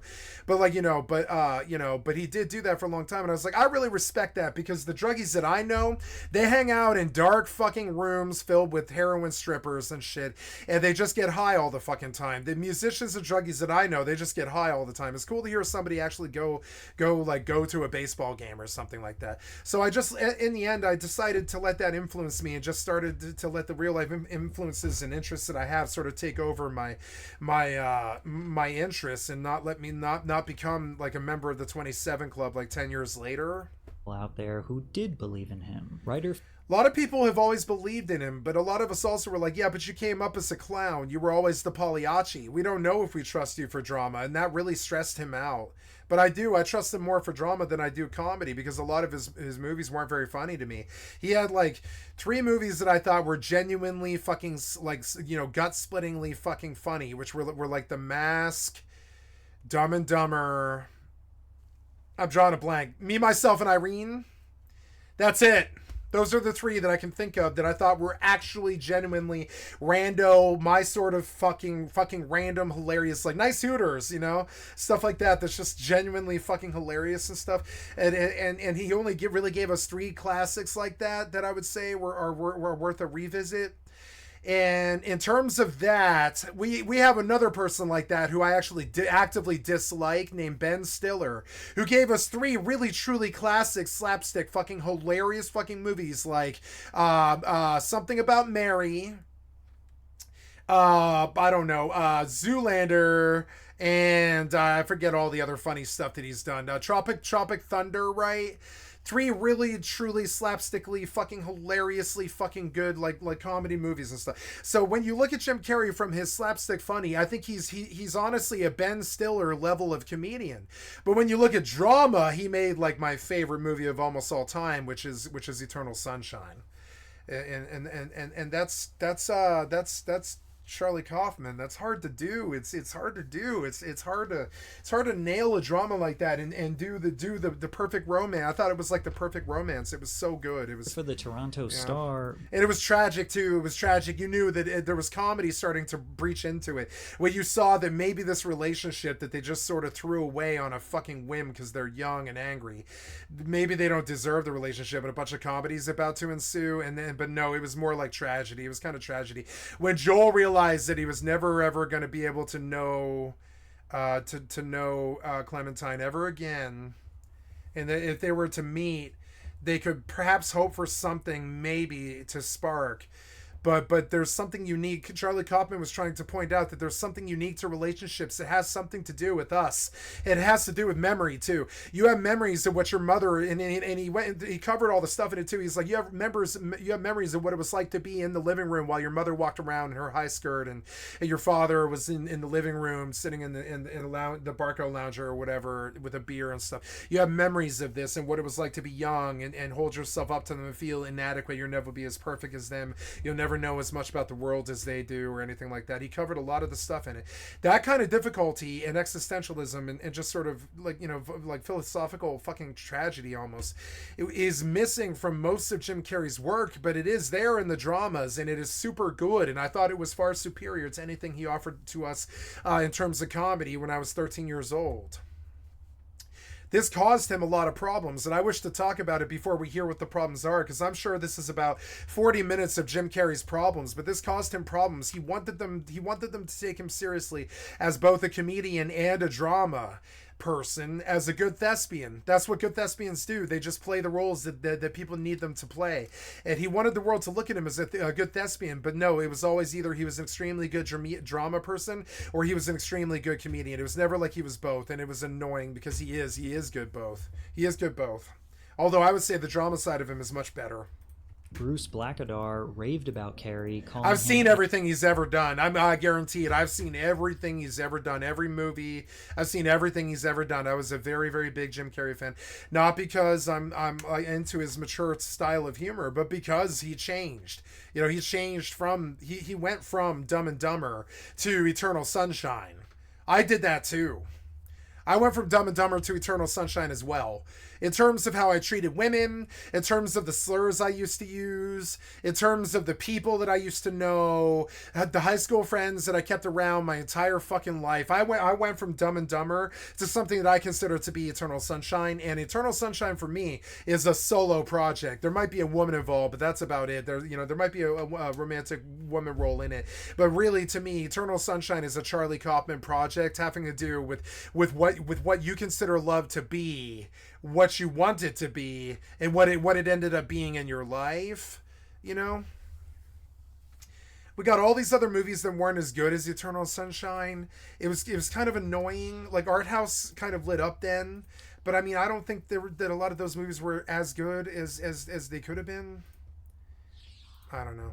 This thing is glitched, I guess. What is it? It's no, this is my thing. You loaded the wrong thing. Now I want you to go big, and I want you to make it like live and make it like the mini player there. Yeah. A genuine star coming to life. Carrey receiving significant mainstream media coverage for the first time ignited the much-needed momentum in his career. Yeah, when you see somebody that just has universal acclaim and appreciation, you're like, oh, this is so uncommon, because everybody always says, oh, it's not my cup of tea, right? I can see why kids love this, but it's not my cup of tea. That's the thing about being like an idol or an icon. You you probably aren't everybody's cup of tea. So when somebody like Jim Carrey comes along and everybody universally loves him, they go gaga. The agents, the directors, the producers, they go gaga for that. They're like, oh, you have that universal mass appeal that we can't bottle in a fucking, we can't bottle that lightning. We have to just, exploit it and embrace it when it comes along. And that's exactly what they probably did to him. I'm against changing the prices. Each time I do a hypernet, I realize more and more that I'm actively fucking. No, I don't want. Oh, I don't want to do that. Why did you do that? You're so annoying. Repackage it. I still don't want you to do it. I want you to do this. I don't want you to do that. I want you to repackage this. No, or I want you to repackage it. Yep. I want you to go back to what I was doing. Let's go. Yeah, you go. Yep. Go. Post a whole bunch more stuff on the fucking hypernet. Cancel Diplo, bitch. Yeah, cancel Diplo. Cancel Diplo. Grease the shuttle. I know they're not that good, but I'm going to flood the market and hope that I get sales. Fuck it. The review increased demand for his impressionist stand. You want it because I say you want it. You want it because I say you want it. Do you understand? Do you understand? You want it because I say you want it. Oh, my neck. Up act throughout the country. In April of 1981, he appeared in an episode of the television stand-up show An Evening at the Improv. That summer, he landed his first acting role in Introducing Janet, a made-for-TV movie that premiered in September 1981 on the CBC and drew more than 1 million viewers for its first airing in Canada. As he continued to perform in comedy clubs nationwide, comedian Rodney Dangerfield took notice and signed him to open his tour. By December of 1981, Carey was a well-known comic in Canada. I mean, I don't think everyone has that mobility, that flexibility. I mean, have you ever thought about that? No. Well, I guess it's because I'm tremendously vain and I stand in the mirror a lot. What about Sylvester Stallone? Hey, yo, how you doing? You're gonna go out with me, Mickey. I mean, if you don't, I'm gonna break your legs. You know what I mean? I'll go. Okay, all right. But every time Jim... He's got the autistic eyes, but they're deep brown, and I think this slayed it with the ladies. You never see autistic eyes in brown. It's kind of easy because brown is soulful. People like brown, right?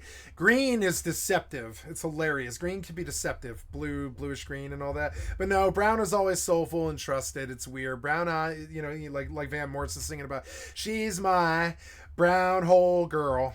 Took one step forward in his career, his momentum. Right, he's got the people like that. Brown eyes, brown eyes do very well, and I'm jealous of that.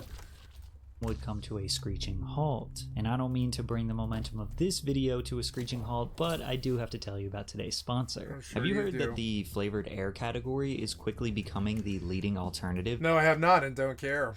To vaping and smoking? It's a whole new movement towards better habits. Led by the sponsor of today's video, Fume. Fume fills the void ditching a bad habit can leave. It's not a vape, there is no nicotine, and it has no batteries to charge. Flavored air isn't like vaping. If vapor was compared to sticky soda, Fume cores are closer to herbal teas. Fume has lots of delicious flavors to choose from, like crisp mint and orange vanilla. With flavored air, you can satisfy your oral fixation through a passive diffusion system that utilizes no electronics, vapor, or combustion. Fume continuously invests in third-party studies to ensure the safety of their products, and they are backed by doctors in the US. The device feels really good in your hands and makes a good fidget toy. I tried their cinnamon hearts flavor and it's sweet yet refreshing. Fume has served over 300,000 customers and you can be the next success story. For a limited time, use my code PatrickCC to get your free topper. It's the perfect accessory to your Fume device. Slip it onto the mouthpiece for a softer, warmer feel. It's chewable for those who love to fidget and it's reusable. Head to tryfume.com, that's tryfum.com, and use code PatrickCC or scan the QR code on screen to get your free Fume topper when you order your journey pack today. Carey decided to pack his bags and move to Hollywood at the beginning of 1983. He regularly performed at the Comedy Store and the Laugh Factory, two clubs that have been an incubator for just about every comedy legend in the 80s and 90s. Additionally, performing on The Tonight Show was a major milestone for a comedian's career, and it was a dream of Jim's. By the spring of 1983, he was invited to perform a stand-up set on the highly rated late night show. This surely would have been the perfect recipe for Jim's career to skyrocket. However, following a lackluster club set at the Improv, the showrunners at Tonight revoked their invitation.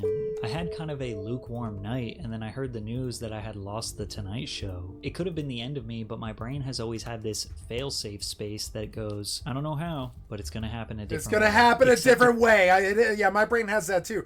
That fail-safe, but I don't know how it's gonna happen a different way. I'm gonna get it, but it's not the way I want, right? So immediately, like, I can abandon any pushing here and just let it go. I'm gonna get what I want in the end. Ooh, those inlays are not selling for what they should. I feel like I can make some money putting up some buy orders here, but I want to just conserve money for the next time that I come back here in like a year or whatever. Yeah, I'm just gonna fucking buy order all of it. Good time for buy orders.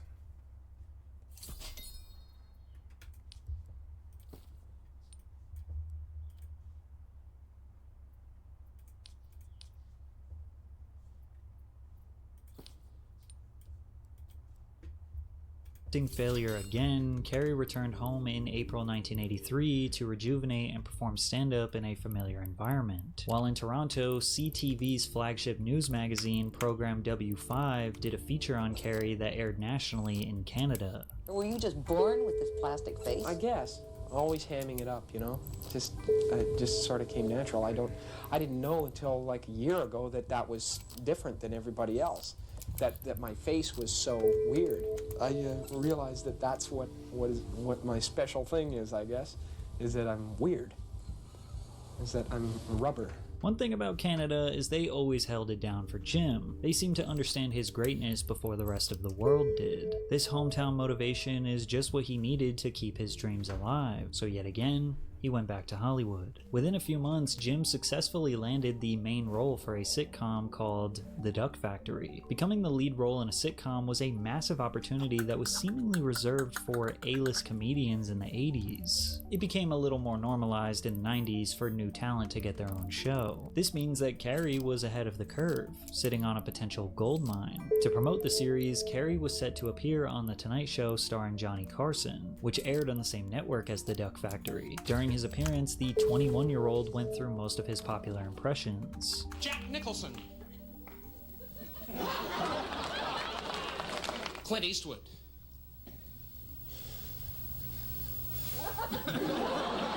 E.T. the Extraterrestrial.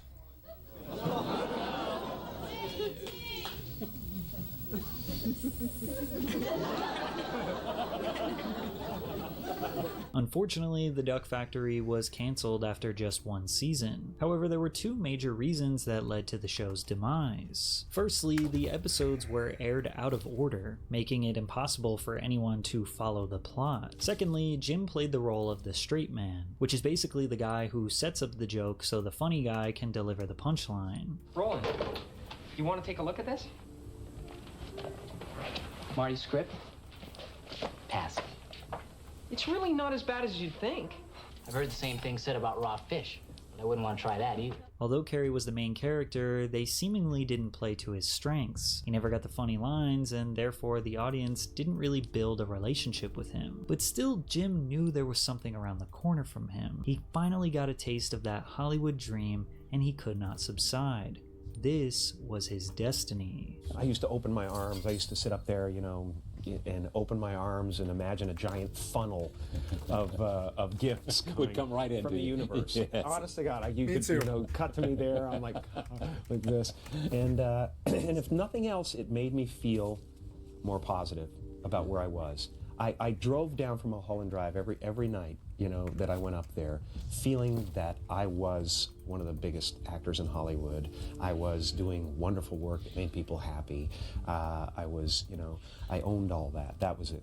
You know, I guess, you know, what I own, when you think about it, is my face. He decided to audition for Saturday Night Live again, this time ahead of the show's 1985-86 season, during which returning executive producer Lorne Michaels sought to hire an all-new cast. 5 years after his previous SNL audition, 23-year-old Jim Carrey was rejected again. He never even got the opportunity to audition his material in front of Lorne Michaels because the producers and senior writers just assumed he wouldn't like it. But unlike his previous previous SNL rejection, Carey was starting to establish a career for himself, and he did have something to fall back on. Once Bitten was a film released months after his SNL audition. However, it drowned in negative reviews while underperforming at the box office. After returning to the comedy club circuit with Impressions, Carey made his third attempt at landing a spot on SNL in the fall of 1986. Unfortunately, he was rejected for the third and final time. The reason he tried so hard to land SNL is because it would have given him that legitimacy he needed as a comedian. Not to mention, he would have also perfectly fit into their sketch comedy format. But many people didn't think Jim Carrey was that funny. Some didn't even consider him a comedian because, well, he didn't really tell jokes.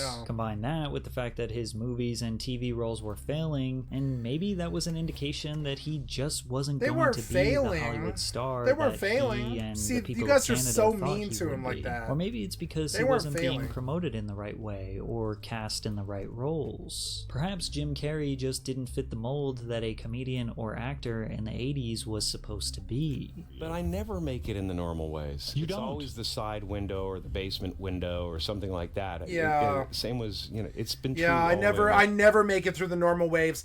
Like Rolling Stones said, right? I can't always get what I want, but if I try, sometimes I get what I need.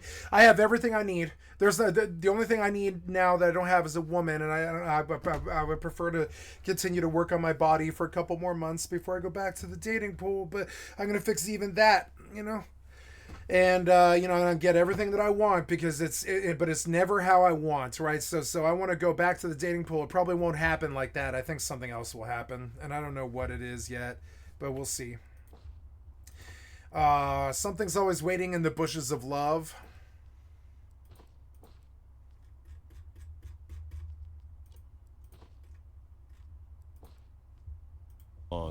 Was it a tremendous defeat for you when you go and audition for Saturday Night Live? Because you were on it. Listen, no, you did impressions. I have a psychotic belief system that goes, something magical is going to happen. I don't know how it's going to happen, but if there's no way in, a new way will be created, kind of thing.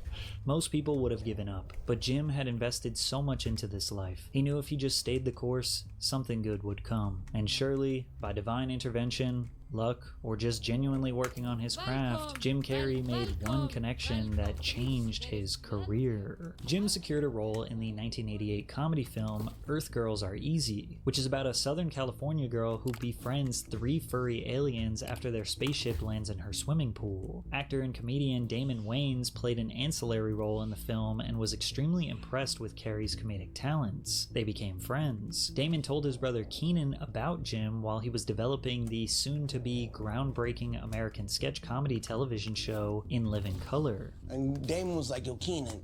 Damon was Keenan's right-hand man. Okay. That's his lieutenant on Living Color. Okay. That was his right-hand man. Okay. So he's like, you gotta trust me. This white boy is funny. He's like silly putty. He twists himself up.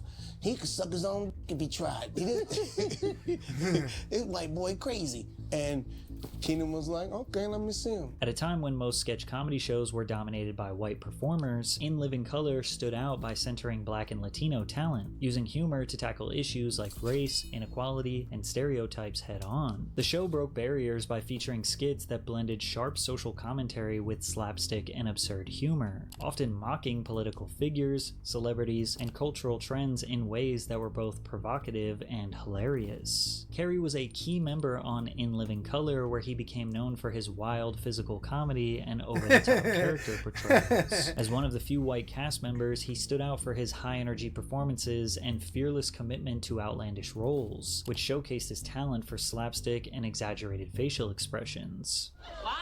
How does he do that with his fucking neck? Did you see it? Look at what he did with his neck, and it's the camera. It's the camera. Energy performances and fearless. He's pulling his skin over his like that's so much to outlandish roles, which showcased his talent for. There, look at the fucking muscles in his neck. Slapstick and. Oh, it looks so weird to me. Exaggerated facial expressions. Exaggerated facial expressions. Wow, a real fireman. That's right, princess. Say, I sure have a beautiful family here. Why, thank you, Fire Marshal Bill. Now, how can we help you? Well, it's National Fire Safety Week. I've been going door to door looking for fire hazards. Mind if I give your place a little inspection? Carey's role on In Living Color is exactly what he needed to prove to Hollywood that he could See, it's not that funny. It didn't make me laugh. be a star. But his facial things did. From there, he secured a lead role in a major Hollywood production, Ace Ventura: Pet Detective, which grossed $107 million. Which was kind of a low-rent B movie. Worldwide. He finally Sadly. did it. All his hard work paid off. He finally proved himself to Hollywood. And unlike all of his previous success, his momentum was not about to slow down. Jim Carrey was about to take over the 90s and become one of the greatest physical comedian actors in entertainment history. Warner immediately paid him $5 million to reprise his role as Ace Ventura. While filming The Mask, New Line Cinema offered Carrey $7 million to make a sequel and paid him $7 million to appear in Dumb and Dumber. At the time, it may have seemed unwise to offer Carrey such a large amount of money for a new talent. However, any skepticism regarding Carrey's ability to fill movie theater seats was laid to rest following the 1994 release of The Mask, a comedy film that follows Stanley Ipkiss, a mild-mannered, unlucky-in-love bank clerk who discovers a magical mask that transforms him into a superhuman trickster with cartoonish abilities. The mask amplifies Stanley's hidden desire and confidence, turning him into a green-faced, wild, and unstoppable character with exaggerated powers reminiscent of classic animated characters. The Mask was a critical and commercial success, grossing over $350 million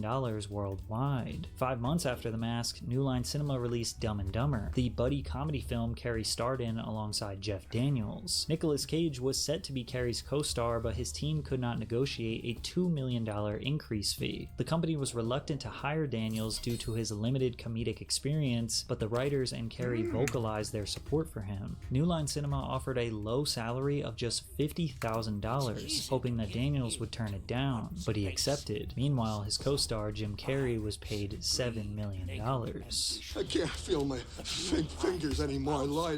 They're numb. Ooh. Maybe you should wear these extra gloves. My hands are starting to get sweaty. The film was another commercial home run for Jim, grossing over $247 million worldwide against a budget of just $17 million. The stupid humor and quotable lines, driven by the outrageous antics of its lead characters, produced a classic. The following year, Carrey appeared as the Riddler in the 1995 superhero film Batman Forever. True to Jim's signature comedic style, his version of the Riddler was manic, flamboyant, and full of over-the-top antics, which contrasted with the darker, more subdued villains typically seen in the Batman universe. He brought a vibrant, almost cartoonish quality to the character. While some critics felt his performance leaned too much into comedy, others appreciated the unpredictable and zany energy he brought to the role. Carrey's contribution helped the film gross over $336 million worldwide, becoming the 6th highest grossing film of 1995. Carrey was undoubtedly one of the biggest draws in Hollywood throughout the 90s, and became the first actor to be paid $20 million for a role, and that was to star in the dark comedy The Cable Guy. He was among the top ranks of A-listers, alongside Arnold Schwarzenegger, Harrison Ford, and Sylvester Stallone. You were the first one to get a $20 million movie, right? That's what they say. I mean, you had to feel good. You know, the weirdest thing is that I have never worried about money. Never. Me neither. Yeah. It never. Yeah, I don't care about. Yeah, like even if I was a crackhead on the fucking streets or whatever, I still didn't really care about money. My friends, they couldn't really handle it in a way. They were like, well, because you spend mine or whatever. No, I just don't go planning on it. It just like happens, you know. Being chaotic, it's sort of nuts. It's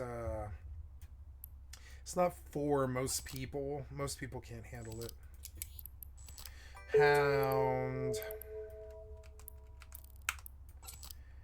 Hound 35.3, Kitsune 33. I pulled so many ships, I'm gonna make so much money. Carries. Stop. Raptor.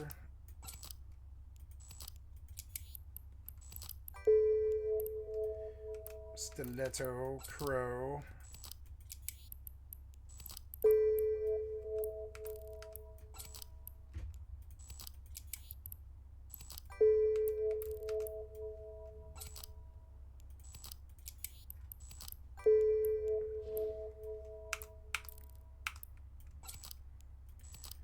Scalpel. Talia.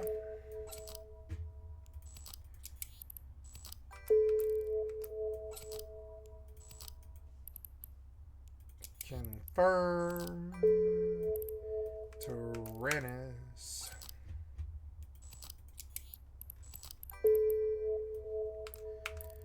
Vexor.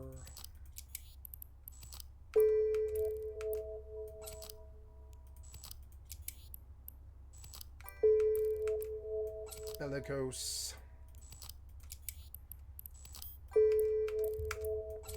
Griffin. Magnet Navy issue. And there's a whole bunch. Okay, we will go out in this Cat Navy now. I just needed to get all the hypernet out of the way. I need to decide where I'm going. This seems like a busy system. Show on map.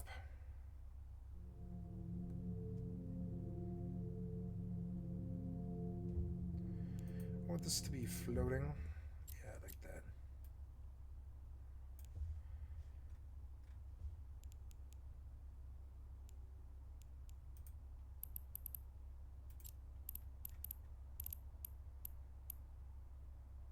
Ships destroyed in the last hour. One ship in OSEX.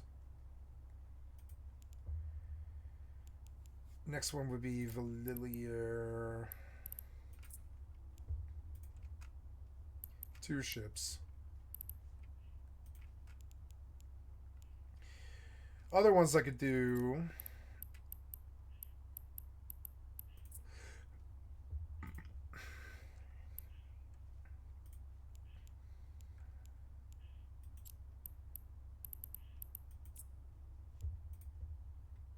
Pavanaka. Let's go run larges in Pavanaka. Oh, I don't know. Maybe, seems like the safer place would be there, I guess. We'll go there.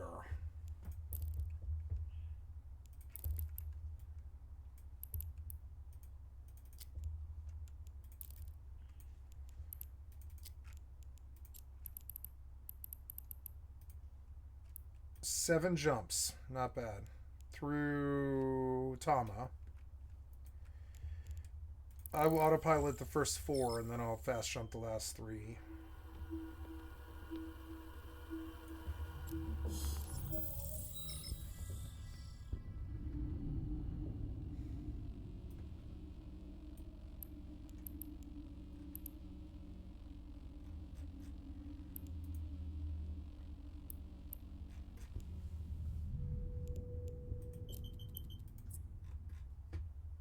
Warp drive active. Get out of Jita finally. Fucking all those people.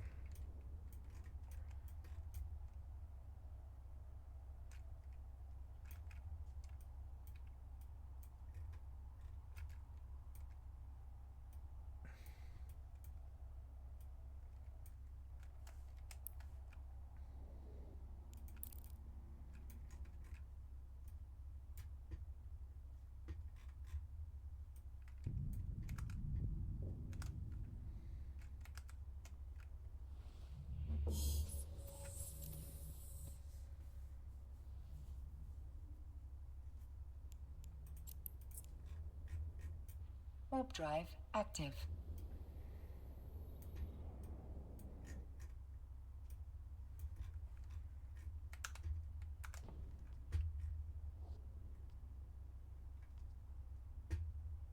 Cooking expertise. Can you sell this? No.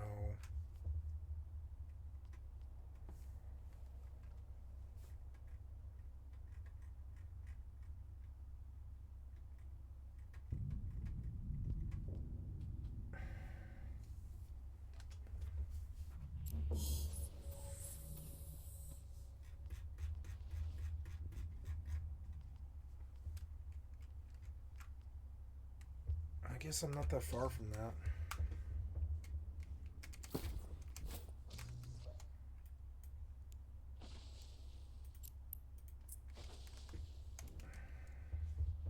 Warp drive active.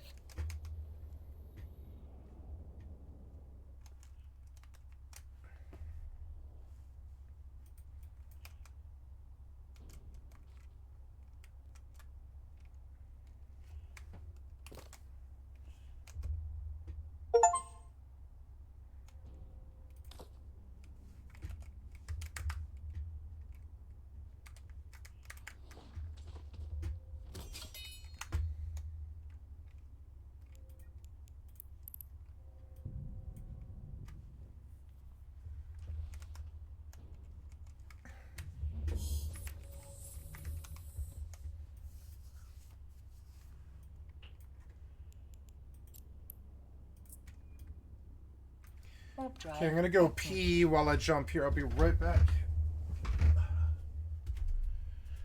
Oh, just the rest of my body. Oh.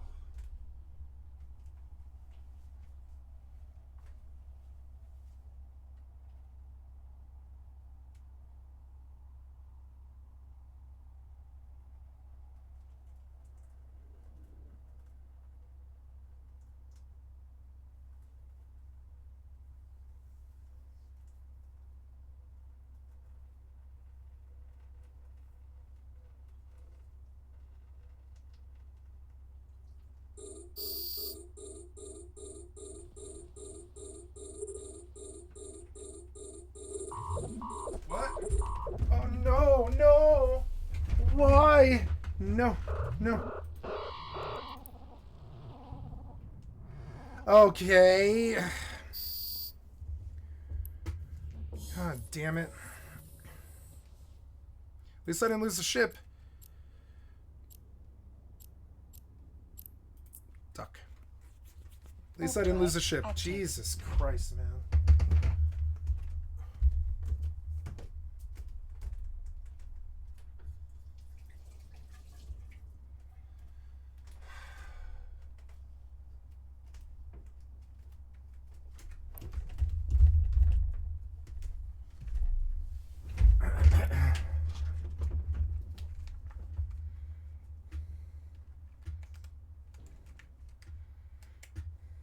Docking permission requested. Docking request accepted.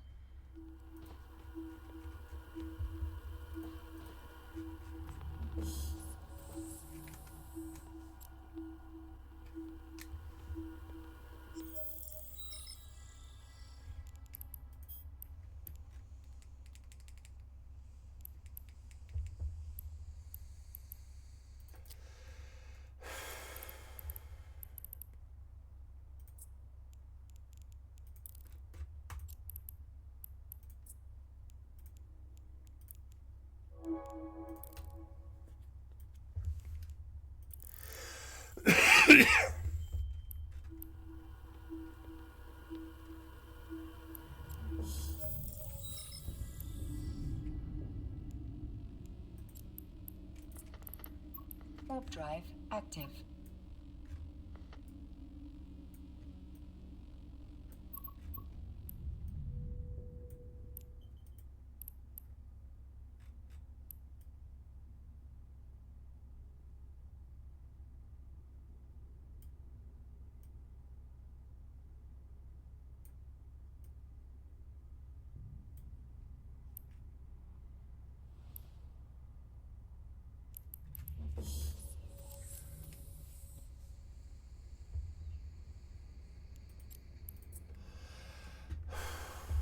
Warp drive active.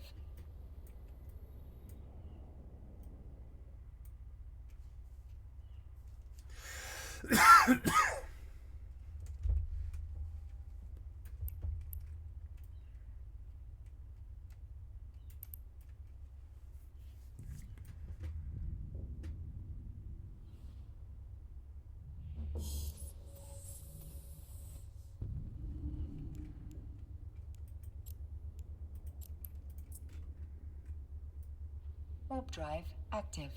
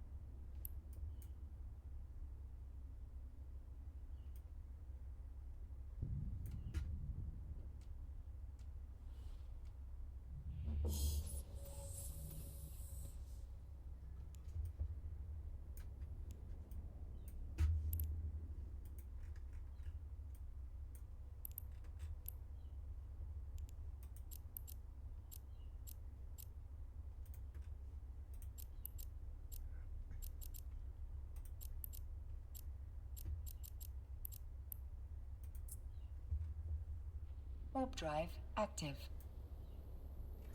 Okay, here we are in faction warfare. Let's see how long until we lose this this thing.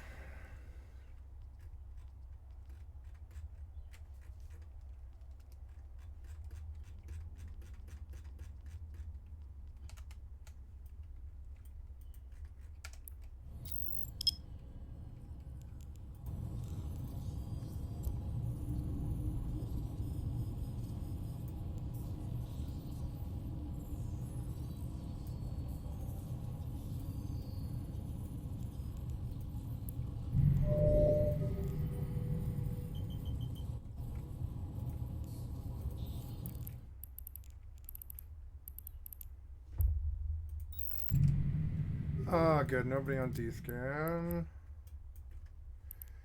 And local, we have 14.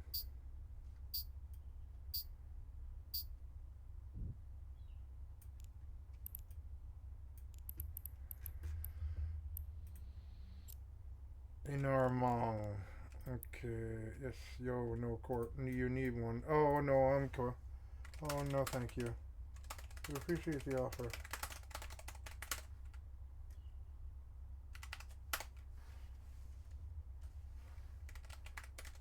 Law, I do not wish to publish the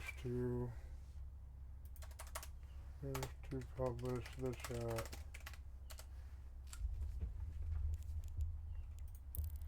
But very nice of you to offer. Have a nice day.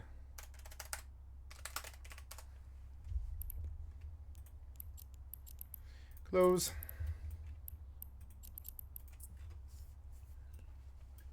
Warp drive active.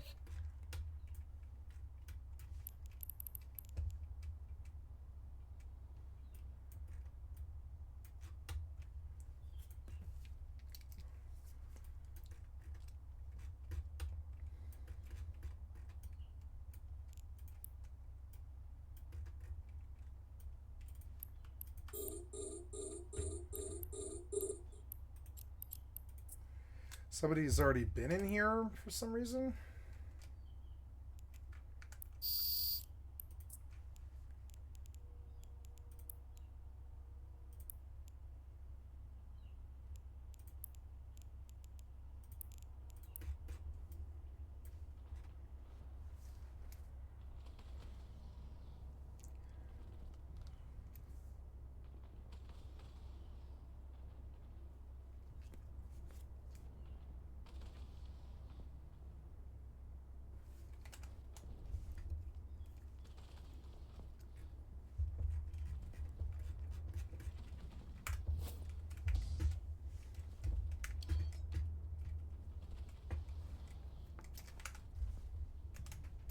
That way, and realized that we lived on the road in a van for a while.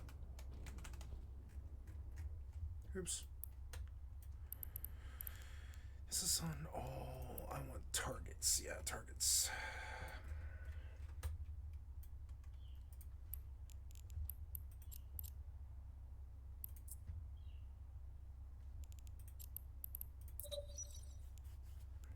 I should have brought a DPS booster. I didn't think about it. Oh wow, I don't care, frankly. Now I have to go post everything else. Oh yeah, I got Icarus, which is good. Oh no, you're still downloading. You said you were done. How is this done? You're not done. Oh no, you are done. Okay. So that's one of the things I want to do. So I gotta go back to Everfall now and sell. We'll go back to the video now. After we were in the worst jobs of our lives, and we were making money, and we decided to quit because we were turning into monsters. We lived in a van and we're happier than we had ever been. you know, and I guess that taught me that you know, to trust the universe. Carey's historic payday became a frequent talking point whenever the actor was mentioned. In June of 1995, Variety wrote the headline, "H. Wood finds $20 million tab for Carey, plain scary." And Entertainment Weekly wrote, "You'd be smiling too if you just got paid $20 million. Although he was just 2 years into his Hollywood boom, he was a little confused. Why did they care so much about the money? Why couldn't they just talk about the art, or his roles, or his acting? His movie, The Cable Guy, was considered a box office flop. Jim was not playing the role of a lovable goof, but rather an unsavory, insidious psychopath. Critics seemingly were harsher on this movie because of all the hype surrounding his $20 million payday. They used this film to basically denounce his worth in Hollywood, but he felt it was important for him to expand and take creative risks. Certainly. Wow, look, I have 10,000 fiber. I'm going to go cycle that, I guess. Jesus. I suppose I should cycle stuff, yeah. I really don't want to play it safe my whole life. You know, I don't Fuck want to... no. Fuck no.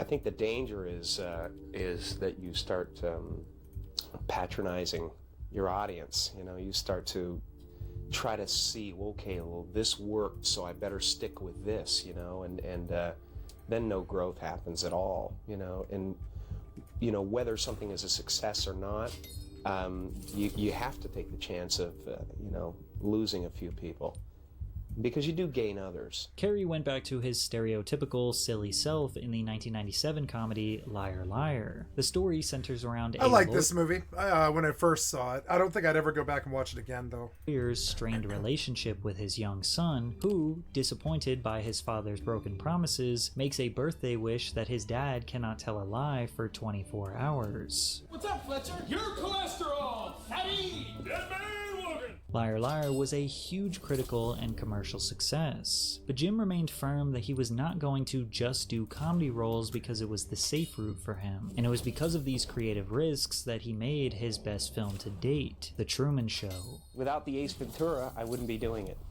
you know? Without that, I wouldn't be doing it, because Peter Weir looked at that and he went, here's someone who wants to take chances, who is willing to risk it all, basically. But a lot of people who love you as Ace and Fire Marshal Bill and all these, The Mask and all of that, have a hard time sometimes understanding why you feel compelled to take these chances.